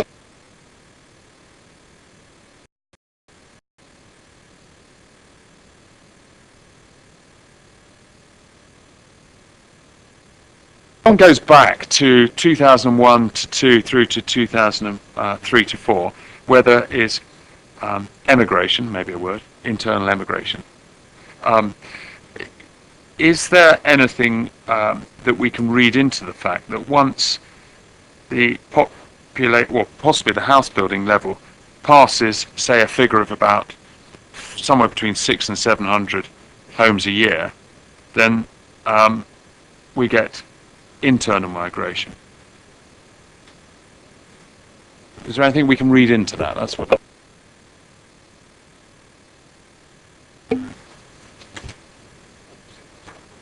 Yeah, I mean, I think aligning the housing completion data with the migration statistics there would give you an indication of that.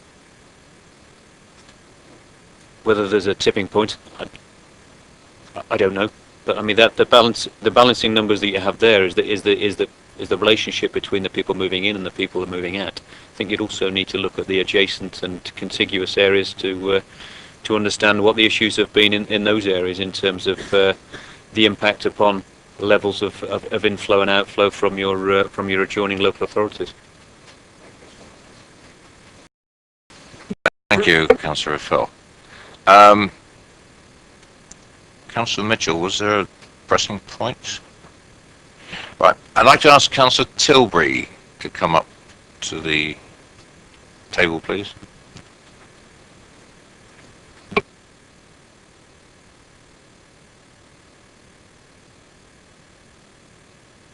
Could you just hang on a minute, please, Ian?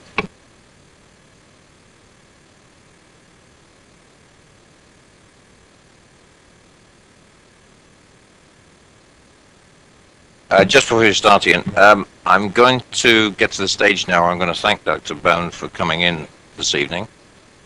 And unless there's that very pressing question to him while we have him at the table, I'm going to say thank you very much indeed for your presentation tonight.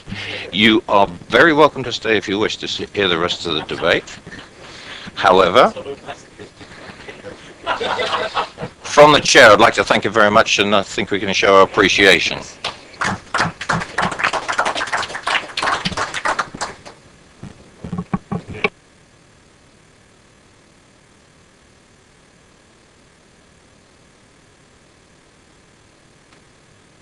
Ian, I'm probably giving you 4 minutes. It'll be fairly generous if you need that length of time.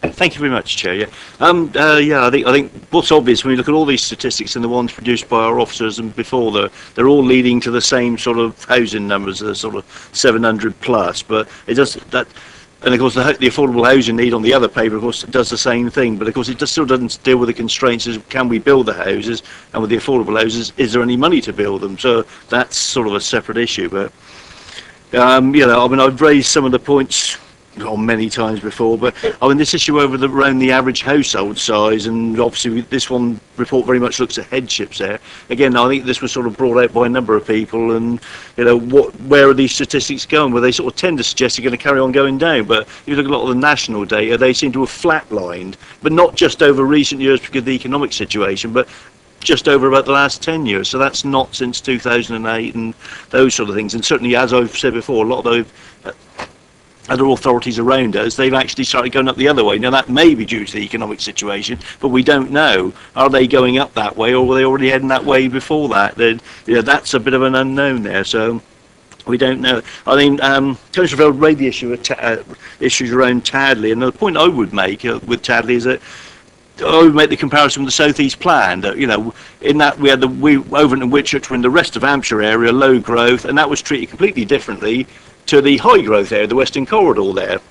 And now we're all in it together, the South East Plan's gone. But the point is, with the Tadley, we can't actually do that. We can't say, oh, Tadley is part of the borough, now it can be treated the same way, because we know it can't. We can't build houses there. So, can we treat that differently? And I think that's sort of come out. Can we say that, we can't build these houses there? Building houses in Overton are not going to help people in Tadley.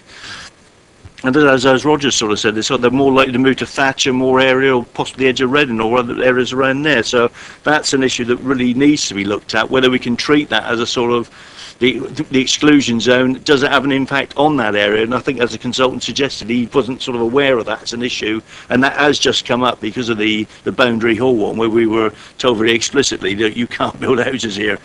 But then Eric Pickles told them not to change their mind. So, but the point is, even that's unlikely to come forwards.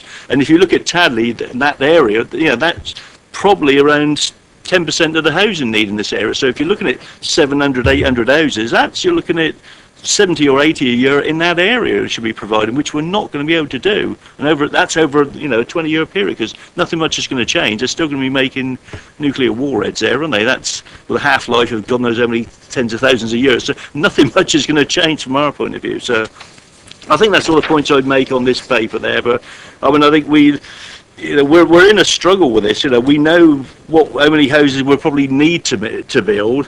But the problem is, can we build them? And Tadley and all the other issues around that, and with all the uncertainty over the statistics. And I think the point I made to Mark is that, in the past I've been very critical of, governments generally not planning for the longer term, where we've picked just the wrong time really to go from planning 10-year local plans to 15, or in this case an 18-year one, because the longer you go on, all these graphs, the uncertainty goes out the further you go along there, and that's the trouble. 10 years, if you take it as 10 years of them, there's not a lot of difference between if you cut it off at a 10-year point. But the minute you start going to 2029, all these problems will get worse. But I don't think I need to say any more than that on this one, but thanks for the opportunity. Thank you. Now, before we move into debate, I'm going to make an invitation to the portfolio holder. Are you quite happy to sit there, or would you like to sit at the table? Discussions, and I don't necessarily want to get drawn into expressing views when I'm trying to listen and learn. The fact is, I'd like you as a committee to say we are content that the figure 550 is the starting point, and then to wrestle with what the internal migration figure is and the international migration figure, and wrestle with what you want it to be. I'd like you to try and see if you can come out with either, well, actually a figure that would make my life a lot easier, because you know what all the different considerations that have got to be considered. You know that there is a figure that I put forward of 748, which the expert said was robust and could be defended. You can consider whether you want to use that as a buffer in one direction.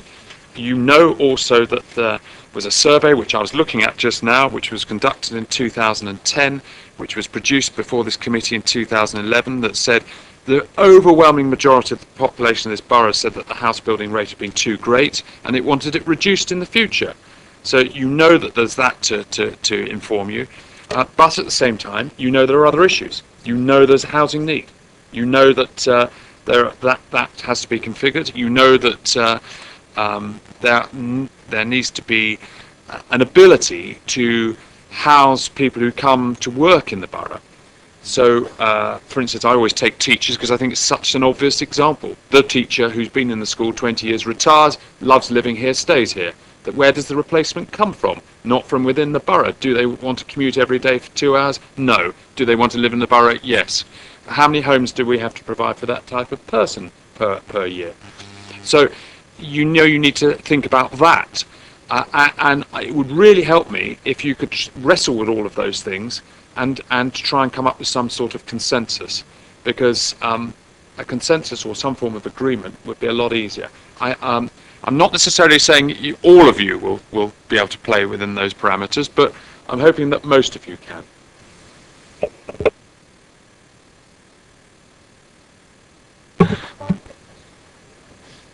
We're not going to go into debate just yet, because I'm going to offer the committee a 5-minute comfort break, if they would like that. So we're going to be back here at 41 minutes to 5 minutes. Thank you.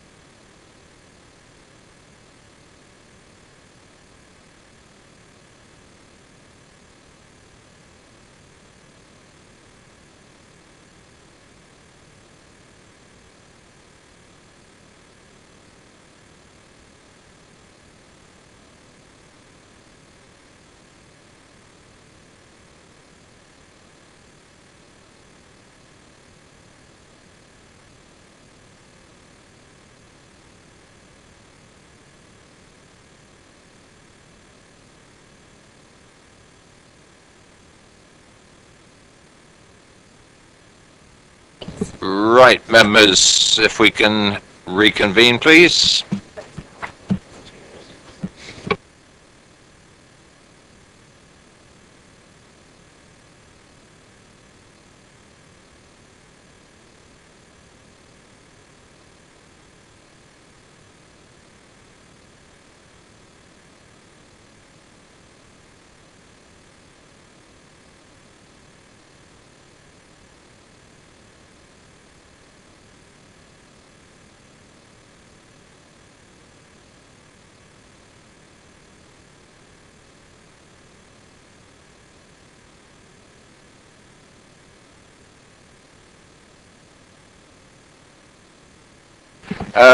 Members, before we go to debate, I'd just like to remind you of the recommendation on the report that encompass this EDGE report, report upon report, and to comment specifically on the findings of the EDGE and analytics report. Recommends an approach to the Cabinet considering the recommended options set out in section 4 of this report, which is paper B, for a recommendation to Cabinet. Ideally, we'd like to come to a consensus this evening on a number, but it is only a recommendation to Cabinet. We don't make decisions. We've heard the report presented tonight, and I think it's going to generate a fair amount of debate this evening. Any number that we put up to the Cabinet, I would stress, has got to be within the boundary of evidence that has been provided. We can't rely on emotion here. We've got to base this on something. Otherwise, the inspectors, as we've heard, will be throwing it out and will impose numbers upon us. If we can come up with a balanced, reasoned, and evidence-based number, bearing in mind all the various other discussions, that would be our objective this evening. Okay? I will take a start up on the debate, please, and we'll take down Councillor Mitchell.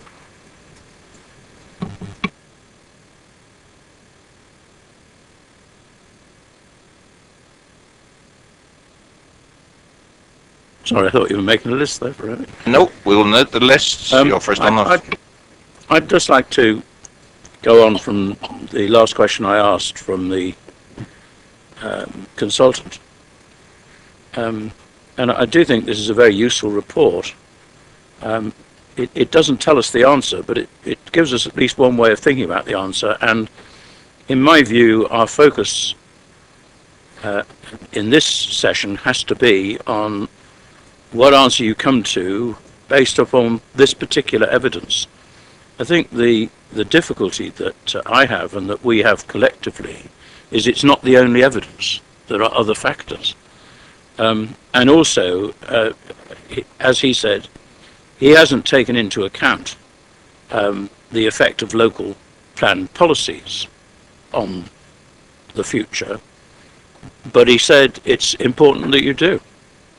So, you know, one could go wandering all around the world on that basis, unless we discipline ourselves to focus on what's in here and then add to that commentary that says how we think other things might affect it, rather than saying, well, in my opinion, I like scenario 3, and if you apply X, Y, and Z, it will reduce it by 8%, because I don't think in this sort of meeting you can possibly do that.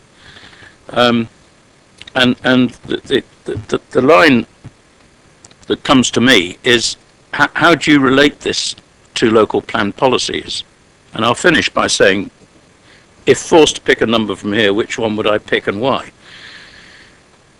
But the things I think that concern me are how you do apply local plan policies and what the implications are. And some of this has come up in the questions. If you build, on average, more small dwellings, a higher proportion of smaller dwellings, the incomers element of what buys them will be people who buy smaller dwellings, so singles and couples, and if you built a very attractive bungalows, maybe the odd elderly person. If you build on average more smaller dwellings and you build them by a railway station with excellent commuter services, you're going to get a higher proportion of people who come and live here in order to do jobs in or en route to London. And I will be very surprised if the out-commute figures that emerged from the 2011 data, which we must have taken into account when we get to the inspection, because it will be available by then. I'd be very surprised, and if we can't get that, I think we should do some estimates or some finger in the air stuff on it. I'd be very surprised if, because we built a lot of flats near the station, the out-commute is not higher. I mean, if it turns out that whoever does the figures turns out that it's lower or the same, I should be very puzzled as to how that's come about, because the number of people getting on the train in the borough in the last 10 years has certainly increased dramatically. Witness trying to get a seat during the rush hour. So the anecdotal evidence is very clear. And that's another factor of local policy. And what that is saying is that you should not only be constrained in the size of houses you built by population demographics, because as the report has shown, I think for the first time, in recent times with the sort of building we've been doing, and nobody is suggesting we go back to very much smaller numbers, we hope to go to smaller numbers, it's very clear that the net internal migrants are the same proportion of population growth as the internal growth of what they call the natural growth, exactly the same proportion. So you can't ignore that. If you build on a net zero migration basis, then theoretically you're only providing for local people, and there are people who are arguing that that's what we should do. At least that's true in the terms, you will of course, if you do that, get approximately net zero migration, because you've caused it to happen. But you won't have stopped migration. The people who want to leave the borough will leave the borough, and their dwellings will be bought by someone. And given that there is pressure to come and live in this borough from other parts of the world, and I think there's a lot of evidence for that, and given that we continue to be economically prosperous, that pressure will not reduce. In the case of open market dwellings, it will be bought by the highest bidder. And so, in relative terms, house prices will go up. And at present, we have generally lower prices than, say, Newbury, which I regard as the most comparable local housing market, and that could reverse. Is that an outcome that we want? And then another policy is our policy on affordable housing, which no doubt we'll get into in the next session, on the next paper. But I think it's relevant here. Historically, the approach has been, if you expect to get X% of new dwellings as affordable dwellings, and it doesn't matter whether you take 40, 50 or 30, the process has been to put a number down. And if you took the historical number of 40%, that says if you want 300, say, affordable dwellings, you have to build 750 total dwellings. Jeff's nodding, fortunately. Must have got my sums right. However, we all know that you don't get 40% of all new dwellings, because the 40% only applies. You can't have 40% of a single windfall dwelling, and it's difficult to have 40% of a three-dwelling site, and it's probably not the right thing to do anyway. And therefore you never get that. And that would only be, even what we've achieved on that policy basis, is difficult to see how you're going to achieve it in an environment where funding for affordable homes has changed dramatically and reduced. And it's very mysterious what's going to happen to it.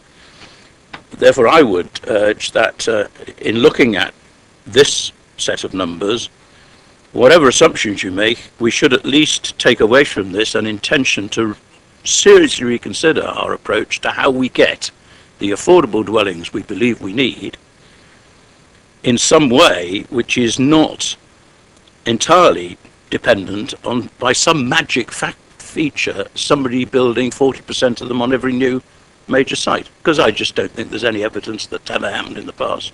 Therefore, I don't think there's any evidence that's going to happen in the future. The evidence is probably the other way around. So, and those are just a few aspects of policy which are in our hands to determine and to rationalise, but they do have an impact. If you build larger dwellings, you build fewer dwellings for a particular number of population.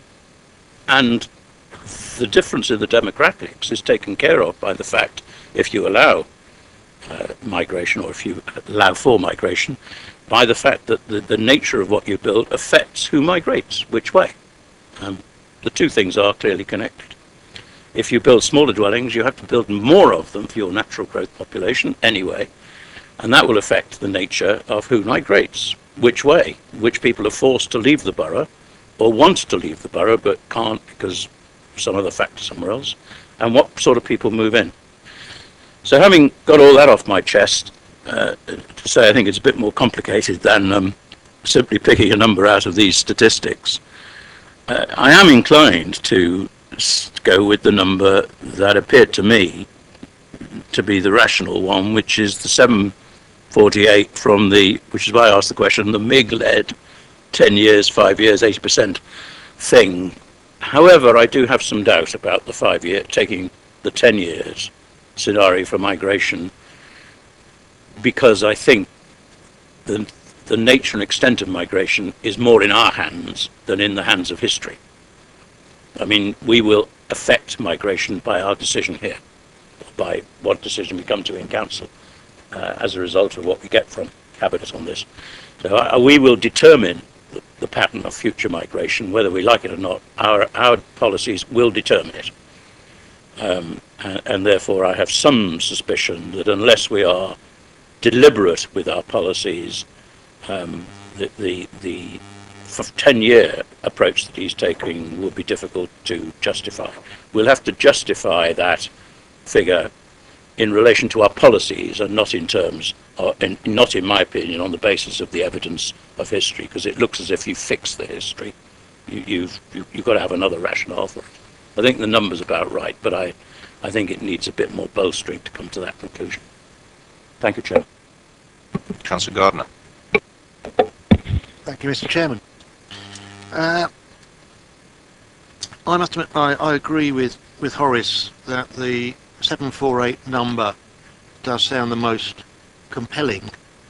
However, I have one caveat on that, which is that I don't think the Tadley factor has been taken into account, and I would agree with Councillor Tilbury from his comments that there certainly is a number per annum of outward migration northward into West Berkshire from Tadley with no equivalent coming back. You're not going to see the Tadley requirement from natural growth moving throughout the borough. It won't. It will go geographically to the closest areas of development, which won't be in the borough. So there is going to be some leakage in the north. I don't think we can ignore net inward migration, and I think whatever number we come up with, there's got to be one which is justified with the inspector. To actually have a nil migration model would never work. Historically, it's never happened. There's always been a drift of population into the south, and we have got to accommodate it somehow. So the 748 number to me sounds appealing, but I would go a little bit lower. And picking up Horace's point on bungalows, I wouldn't build the odd one. I think where we have got an ageing population who actually like bungalows, who like a single ground level accommodation, this would enable them to trade down, moving out of bigger accommodation units so that people can move up within the borough.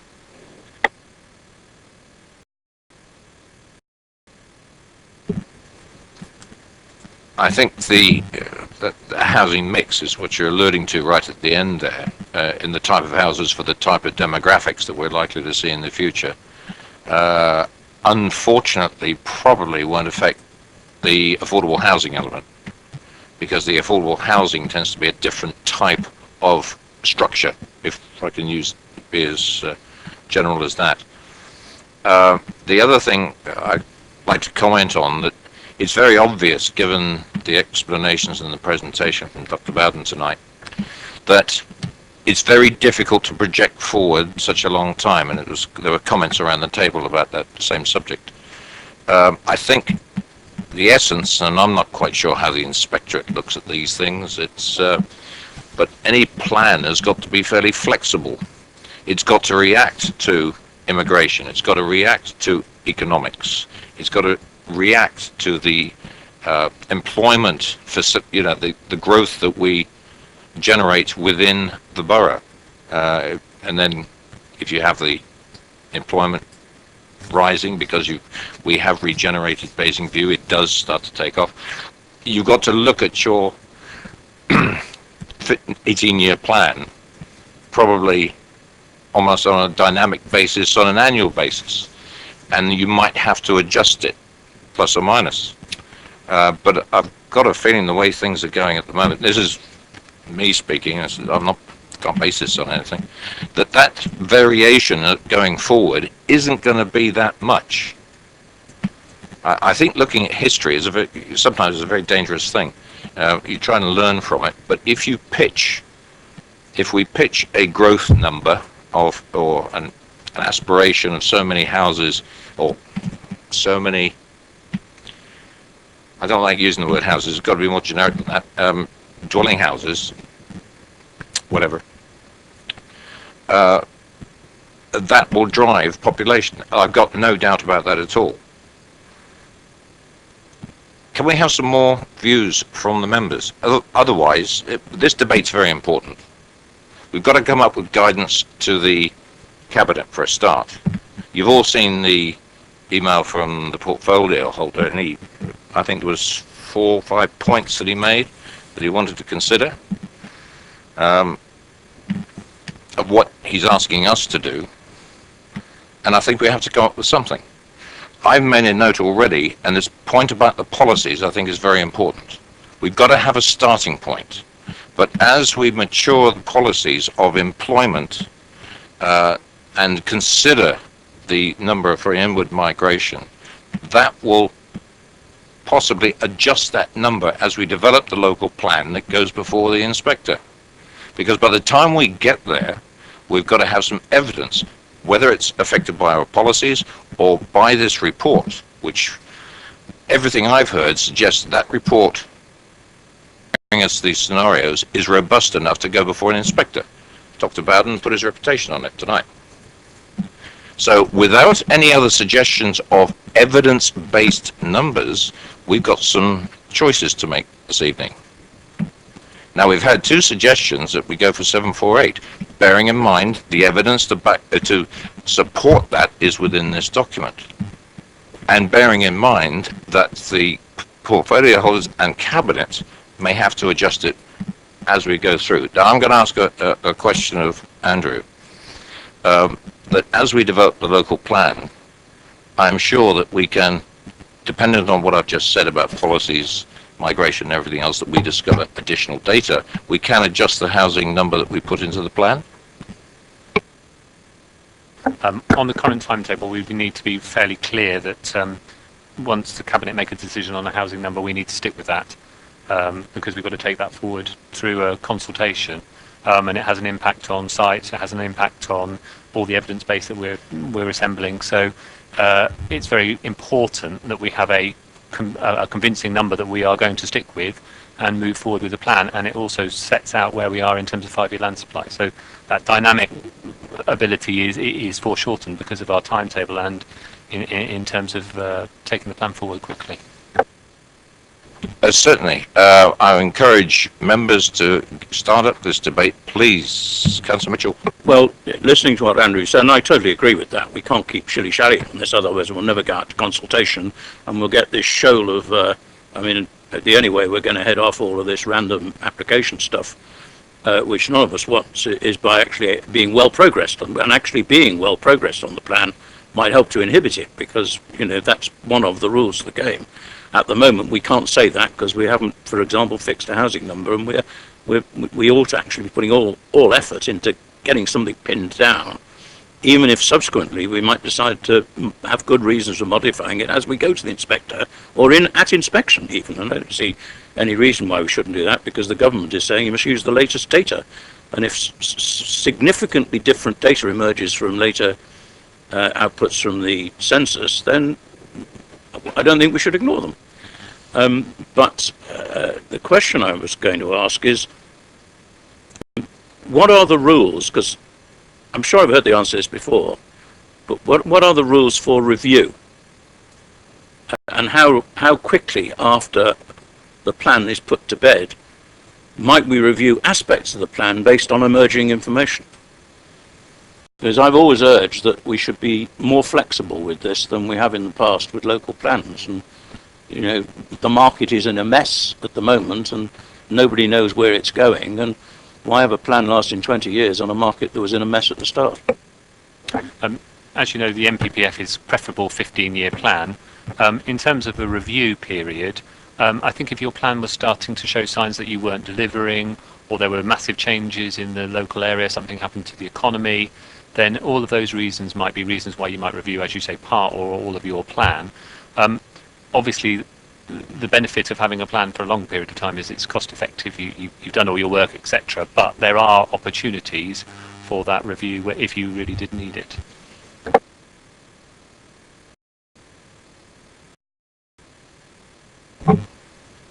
Councillor Gardner. As nobody else is joining in the debate, we had a question from the portfolio holder on the base number, around 550, was it? And whether we should take that as a given, and I think the answer to that one is yes. I wouldn't argue with the methodology that's been used in calculating that number. And when I was referring to bungalows, you picked it up as possibly an affordable housing point. That wasn't the point. It was based on, in some cases, relatively wealthy people who have large houses which they no longer want to occupy, they want to move down. Absolutely. My own family, extended family, is doing just that. Peach. Thank you, Chair. From the report's point of view and the information that's within this, I think there's the same comment that we sort of caveat that with, that this is, for me, a piece of the evidence, so it's a piece of the puzzle in order for us to get to where we want to be. And the question, the word that keeps coming to my mind is viability. And we heard from the transport assessment last week about how there's potential that we might need 4-lane roads, and there was a big question around what's that going to cost. So for me, perhaps if we agree that, you know, that the number of 748 seems to stand out from this report, however, taken away from that, if we add a viability to it, what's the reality of being able to afford out of development this massive infrastructure need that the borough has? And then that, again, in turn, leads to Councillor Mitchell's point, where we need to be really key with our policies to make sure that they are absolutely watertight in order to guide where our local plan is going. And we've also heard issues around environmental issues in the borough. You know, where can we actually build in terms of preserving our open green spaces, and the numbers that we could possibly deliver in any given period. So for me, the key question around this would come around the viability of any scheme and, you know, potential costs involved in those sorts of things. So if we start at that base point somewhere between 550 and 748, you know, I feel like we've got to complete the process before we understand that fully, about whether we can actually develop to these numbers.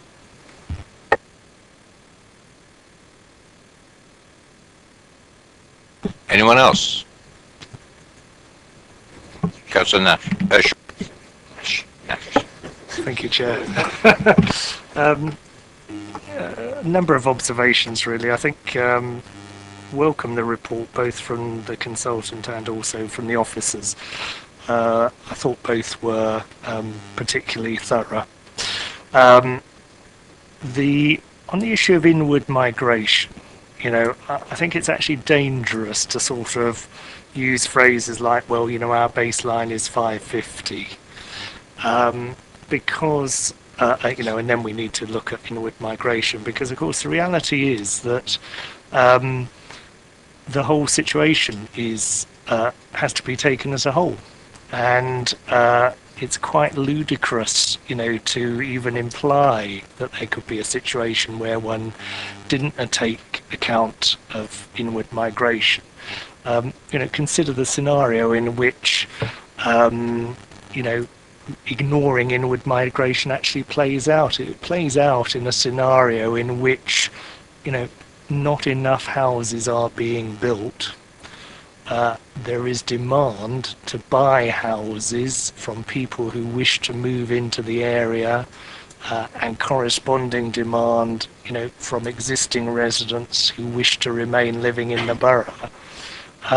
And you then get a scenario in which local residents are in fierce competition to buy houses where there are not enough to go round, where prices are correspondingly higher as a result, and you get increased numbers of local people, who are unable to, afford the aspiration of home ownership, who are forced back, to look at alternatives in terms of the private rented sector particularly, and who end up feeling, marginalised, excluded, and disadvantaged. So, that is the fundamental reason why it is absolutely critical from the point of view of local residents that we actually plan for and consider, the likely levels of inward migration, because doing that is just as much about meeting the needs of the borough's residents, as it is about the aspirations of anyone else that wishes to move into the borough. Just as a brief aside on the issue of sort of infrastructure, I think the point that Councillor Peach, raised, rather reinforces my point that, when we're looking at the issue of infrastructure, we really need to, consider alternatives to simply building and widening roads, which, has no potential end to it if we're not careful. So those are my comments on inward migration and the issue of infrastructure. In terms of, the methodology of the report, I think it's sound. And in terms of the sort of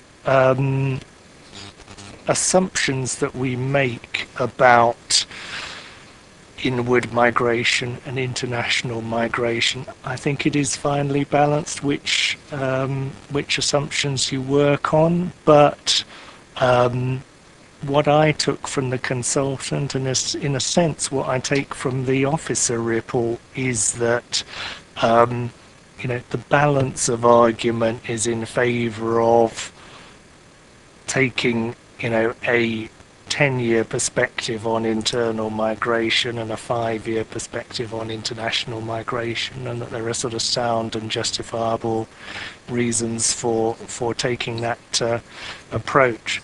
And on the issue of, the different scenarios on dwelling growth and headship rates, I'm minded, to go with the 2011 scenario, because I think it's a strong and defensible position, basically, to say, well, look, the Department of Communities and Local Government has done an up-to-date calculation of what it thinks headship rates are likely to be, and therefore, the borough has taken the view that it's that most up-to-date and recent, calculation that it intends to take, rather than one that was prepared, now, about 5 years ago. So, I think that's my contribution to the, debate in terms of the methodology and, the way I view the particular scenarios. And I wish the portfolio holder well. I think he has a bit of difficulty convincing some of his colleagues about the level of rate of house building which he perhaps is minded to approve and recommend. The recommendation is due to come from this committee, if I could just remind everybody. So an indication would help. Well, yes, and it's perfectly, within the remit of this committee to give the views that it has in the best way it can. The recommendation to council will come from, quite rightly, under our constitution, from the cabinet. And that's a clear responsibility on the cabinet and on the administration to put forward that proposal to full council.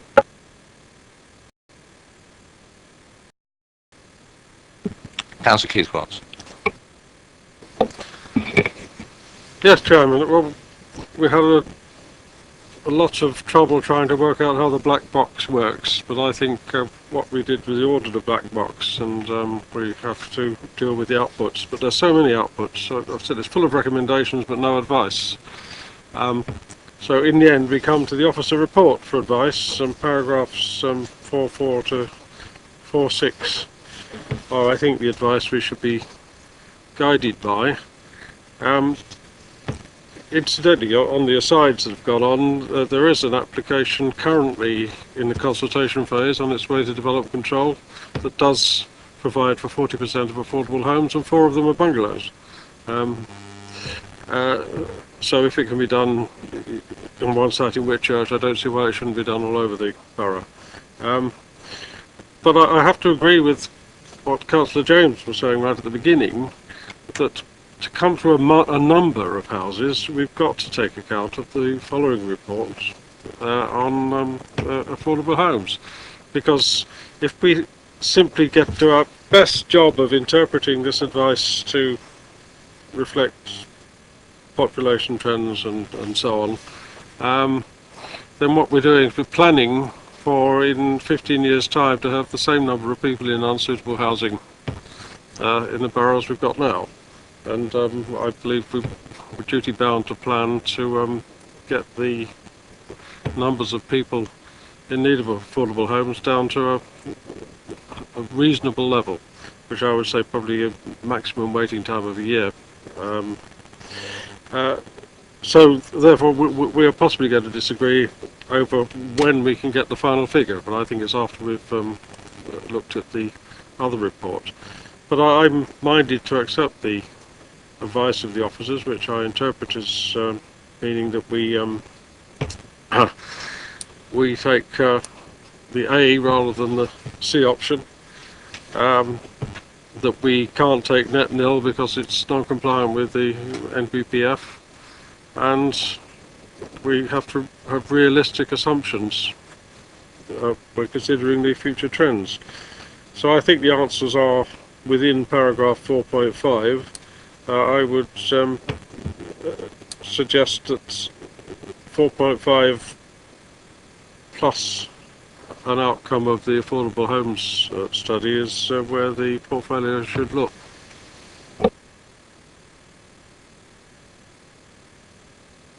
Councillor Cubitt. I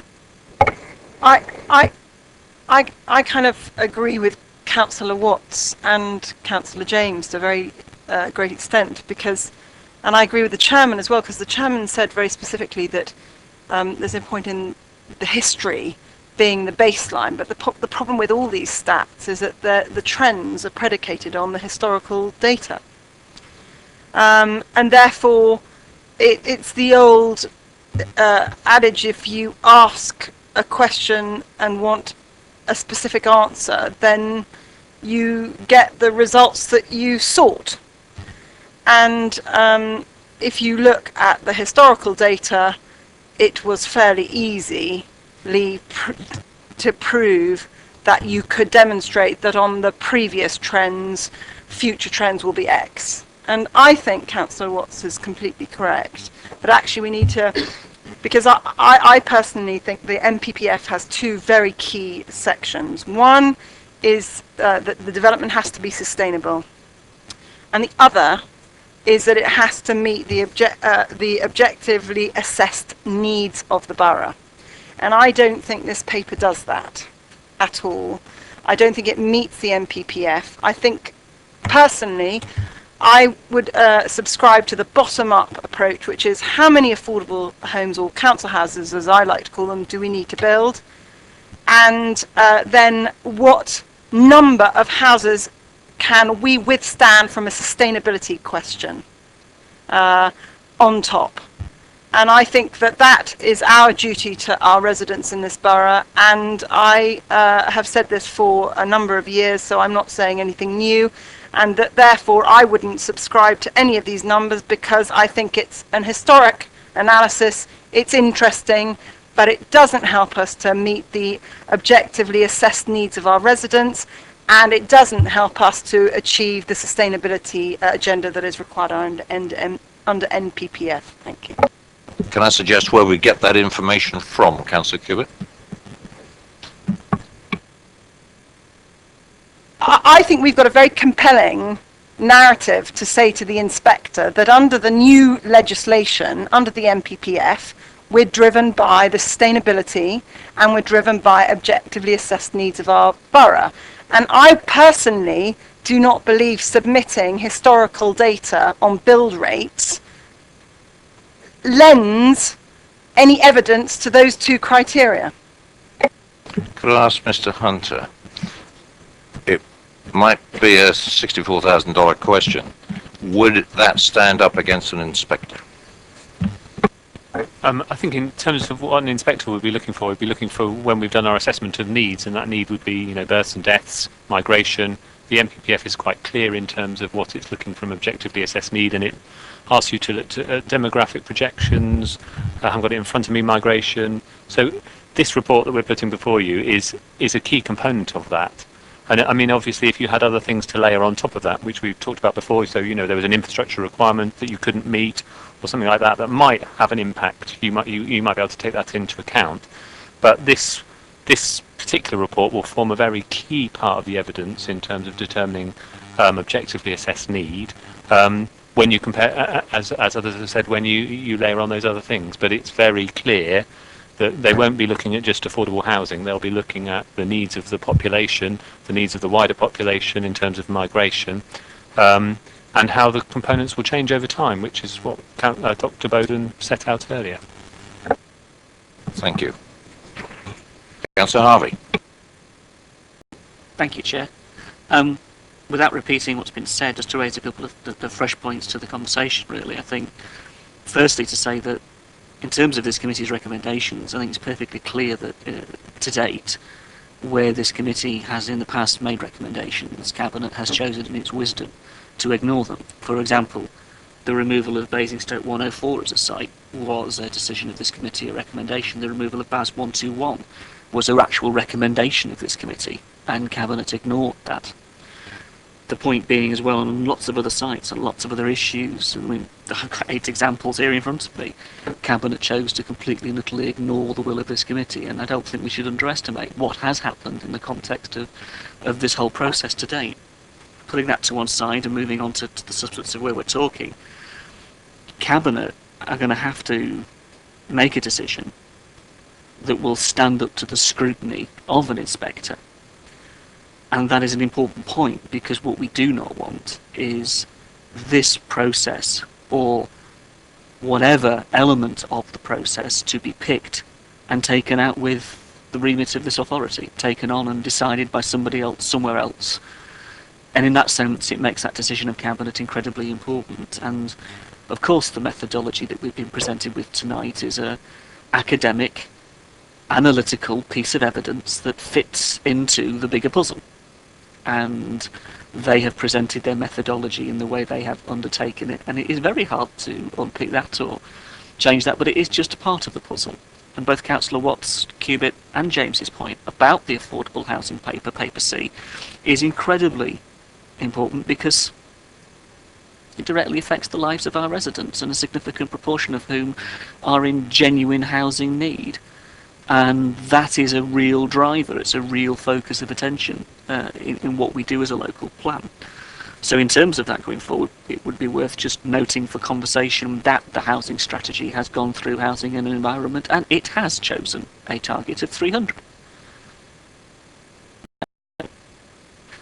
In terms of going forward, we need to debate Paper C, and we need to unpack it properly. Now, whether we can do that at this late hour of the evening properly and seriously, I get his chair shaking his head.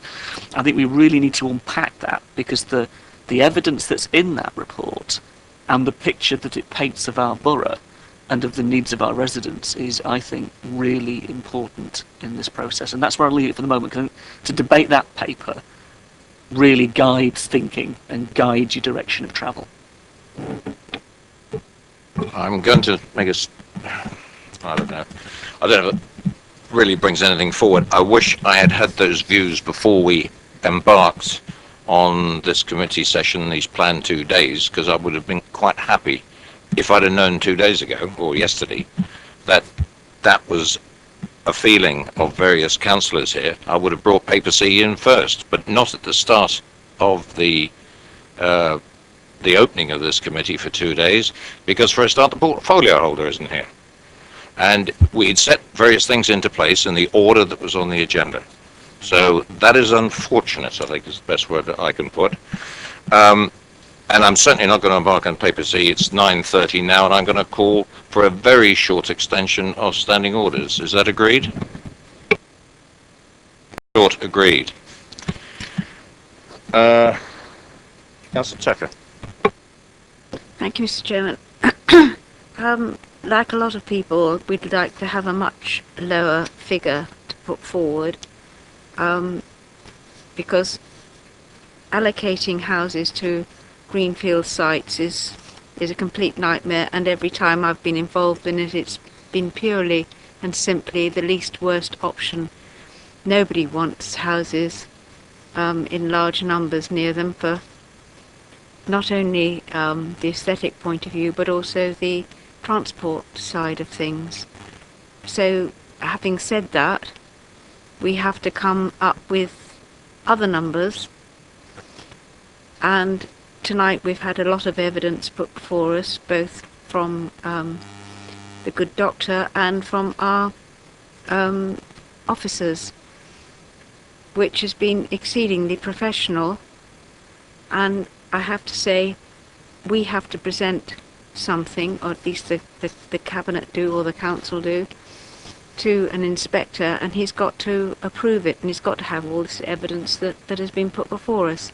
So from that point of view, I obviously am heading towards 4.5, and possibly the last one on it, which is 748 in numbers of dwellings. That's just my personal view. But with regard to the affordable housing, I don't think we can rely on it only being 40% of large estates. I think we've got other things to consider. For instance, on the Eli Lilly site with Sentinel, they're building quite a number, and that's not part of one big development. So there are other ways of producing them, and I don't think that should be forgotten.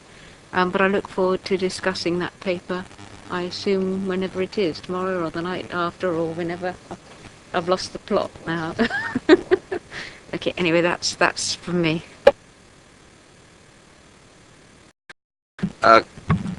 Councillor Raffel, do I ask a question of you? You sense the feeling of the committee at the moment. I understand Cabinet is going to sit on Thursday. Now, would you be prepared, I'm going to wrap this up into sort of one suggestion, that one's addressed to the committee and one is addressed to you. That if the committee this evening could say to officers that there would be a working assumption that we pick one of these scenarios, just so that the officers can start thinking about putting together some words around it. But this committee makes the decision at the conclusion of the debate on paper C tomorrow evening. Would you be content with that? Because I don't think we're going to get a consensus. I can assume silence as approval if something's put forward, by the way. I'm content. You're content with that? Because if the committee did no more than it's done at the moment, I've heard enough to know what you're thinking, all of you. But I want to hear what you're thinking after you've discussed tomorrow's paper as well. Right. So I'm content. On that basis, members, thank you very much. On that basis, would that be acceptable to the committee? Because I think I'm getting a feeling we do need to debate paper C. I've got no objection to that. And then make a decision for tomorrow night. And I would like to suggest, as a working assumption and nothing else, I'm going to suggest 748 as a number. To the officers, no commitment from this committee at all, but at least it gives them a starting point that they can start producing information tomorrow. Councillor Mitchell. Yes, I support that idea, Chairman, because we have had the two papers together in the same meeting. I'll just make two comments. One is that even the two papers between them are not the whole evidence base. And I don't want to lose sight of my very strong view that that in our presentation to the inspector, we should be seen to have taken into account our policies, some of which will emerge, hopefully, or be argued about. We may not conclude on them tomorrow evening in terms of what ought to be our approach to affordable homes. And another aspect is bungalows, because I agree entirely with Keith. I think it is possible to build bungalows. I think it's possible to build affordable bungalows, but not based upon the set of policies that are currently in draft. And unfortunately, we're not having another big debate about policies. I write in to officers with my own views on the policies. I hope others are doing so as well. I look forward to tomorrow's debate.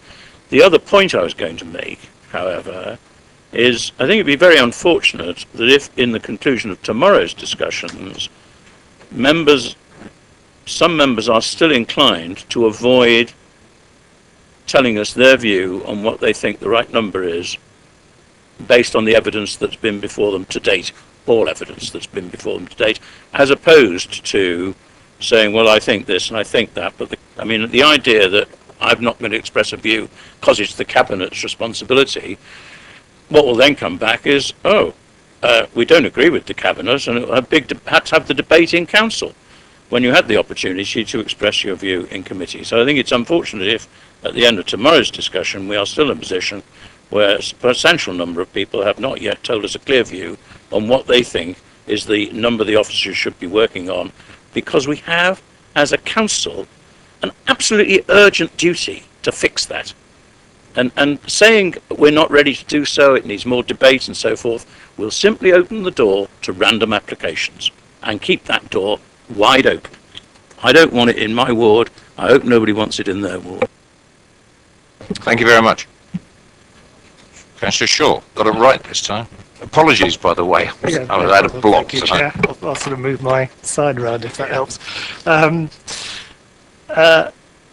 I think we're progressing on this. I think members were perfectly clear in expressing their views. I certainly felt that my views were perfectly clear on these issues. Well, no, that wasn't what I said. Actually, I was just pointing out the responsibilities of the Cabinet within our Constitution. After all, the Council pays its Cabinet members to exercise their responsibilities within its Constitution. So I think that's a perfectly reasonable point for I and any other member to make. I think the practical, I'm curious about this sort of working assumption thing, because the chair may be able to help me with the point. what's the point in time at which the cabinet actually, resolve from their point of view or recommend from their point of view? Right. Okay. So,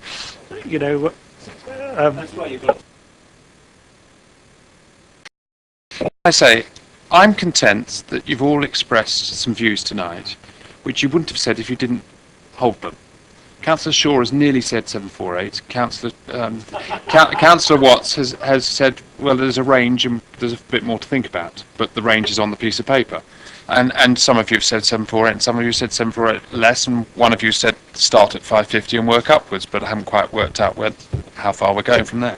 And some of you have said that. Some of you have said some of you have said that you just want to have a think about it tomorrow before you come to it. I'm content with that. I don't think the officers need a working assumption. Well, why do you want? It wasn't around the numbers specifically. I was just, some of you mentioned specific items, like for example Tadley. If you want us to deal with that in the supplementary report, it would be incredibly useful if there's anything specifically you want dealt with in the supplementary report, that we start working on that tomorrow. That was my only point. I would formally request that the Tatley situation be the subject of a supplementary report. Councillor Shaw.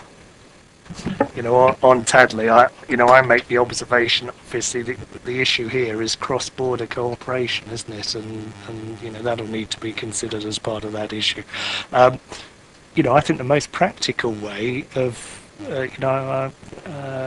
thank the portfolio holder for his remarks. I think the most practical way is for the director to just give us one of her inimitable summaries of the points that have been made, because I think she's actually very good at that, and actually that will help us arrive at the end of the meeting.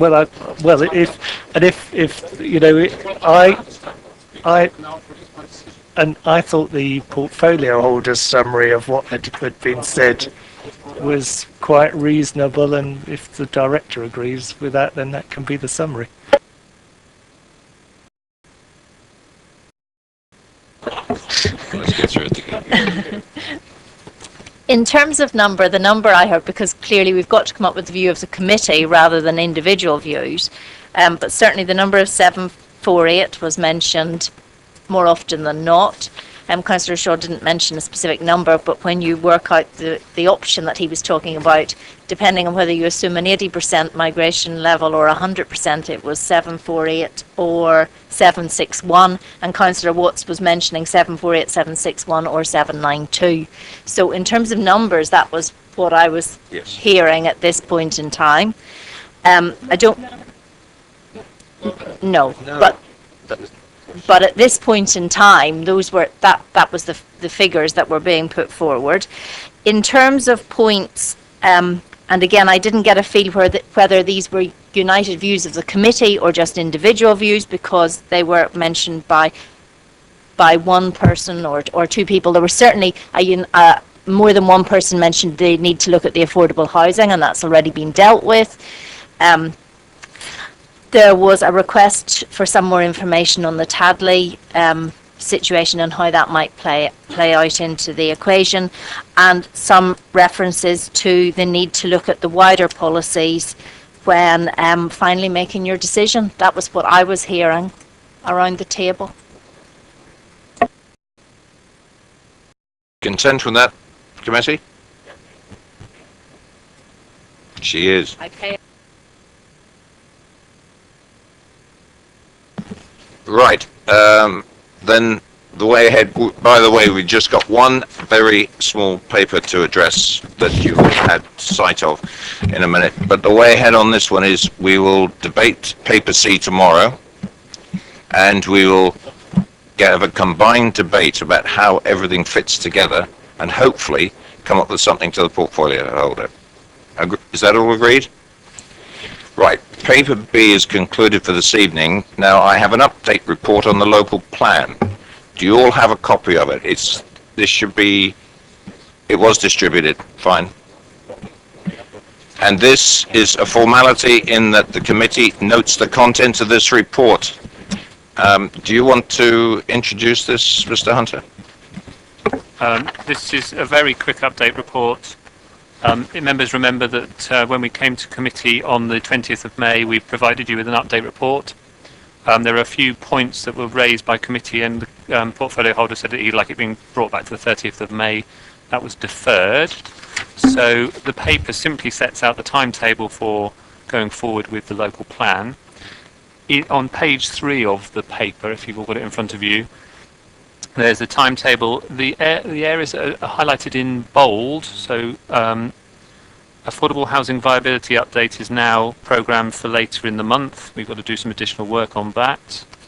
Public consultation, there was a question at the committee before about, not a question, a comment that the consultation would be over the summer period and wouldn't work for parish councils.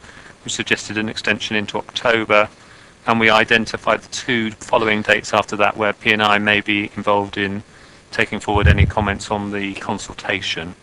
So that's an update. The intention is that when we come back regularly with reports, that we'll bring updates to this if any of the particular issues change. Councillor Gardner. Thank you, Andrew. As I emailed, I still think October the 4th is a little early. If parish councils are going to see these papers in September, they may well need a second meeting to make their formal representation, and October the 4th would be a very early date for that. So I would suggest we make it more like October the 14th.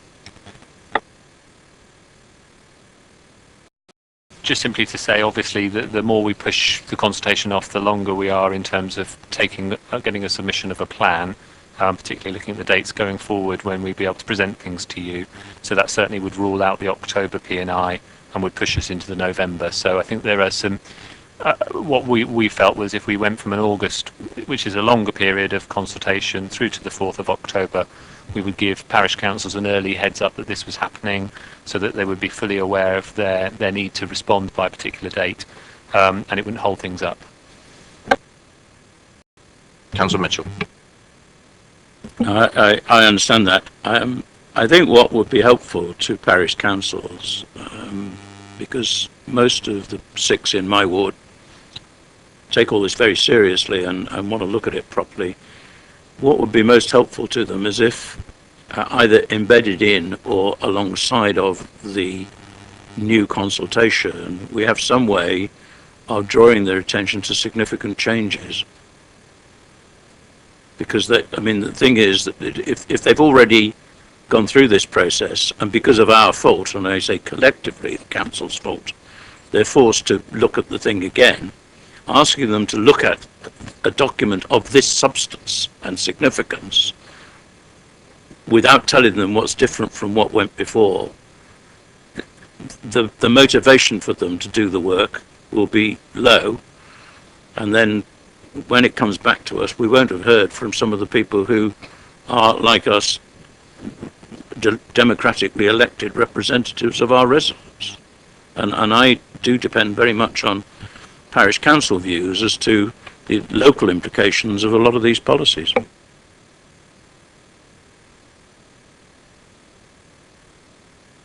In terms of significant changes, I think that would be reasonably straightforward, that we could identify the key changes in sites, etc.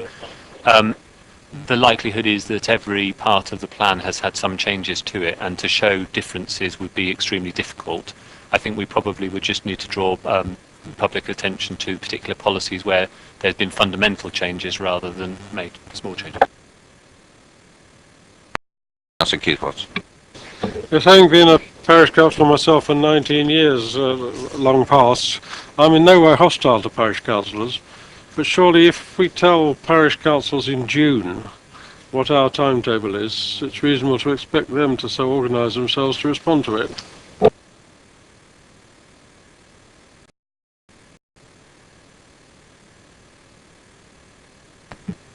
I made a comment. I'm a parish councillor on the planning committee myself, so our particular parish councils are all different, and some have more frequent meetings than others.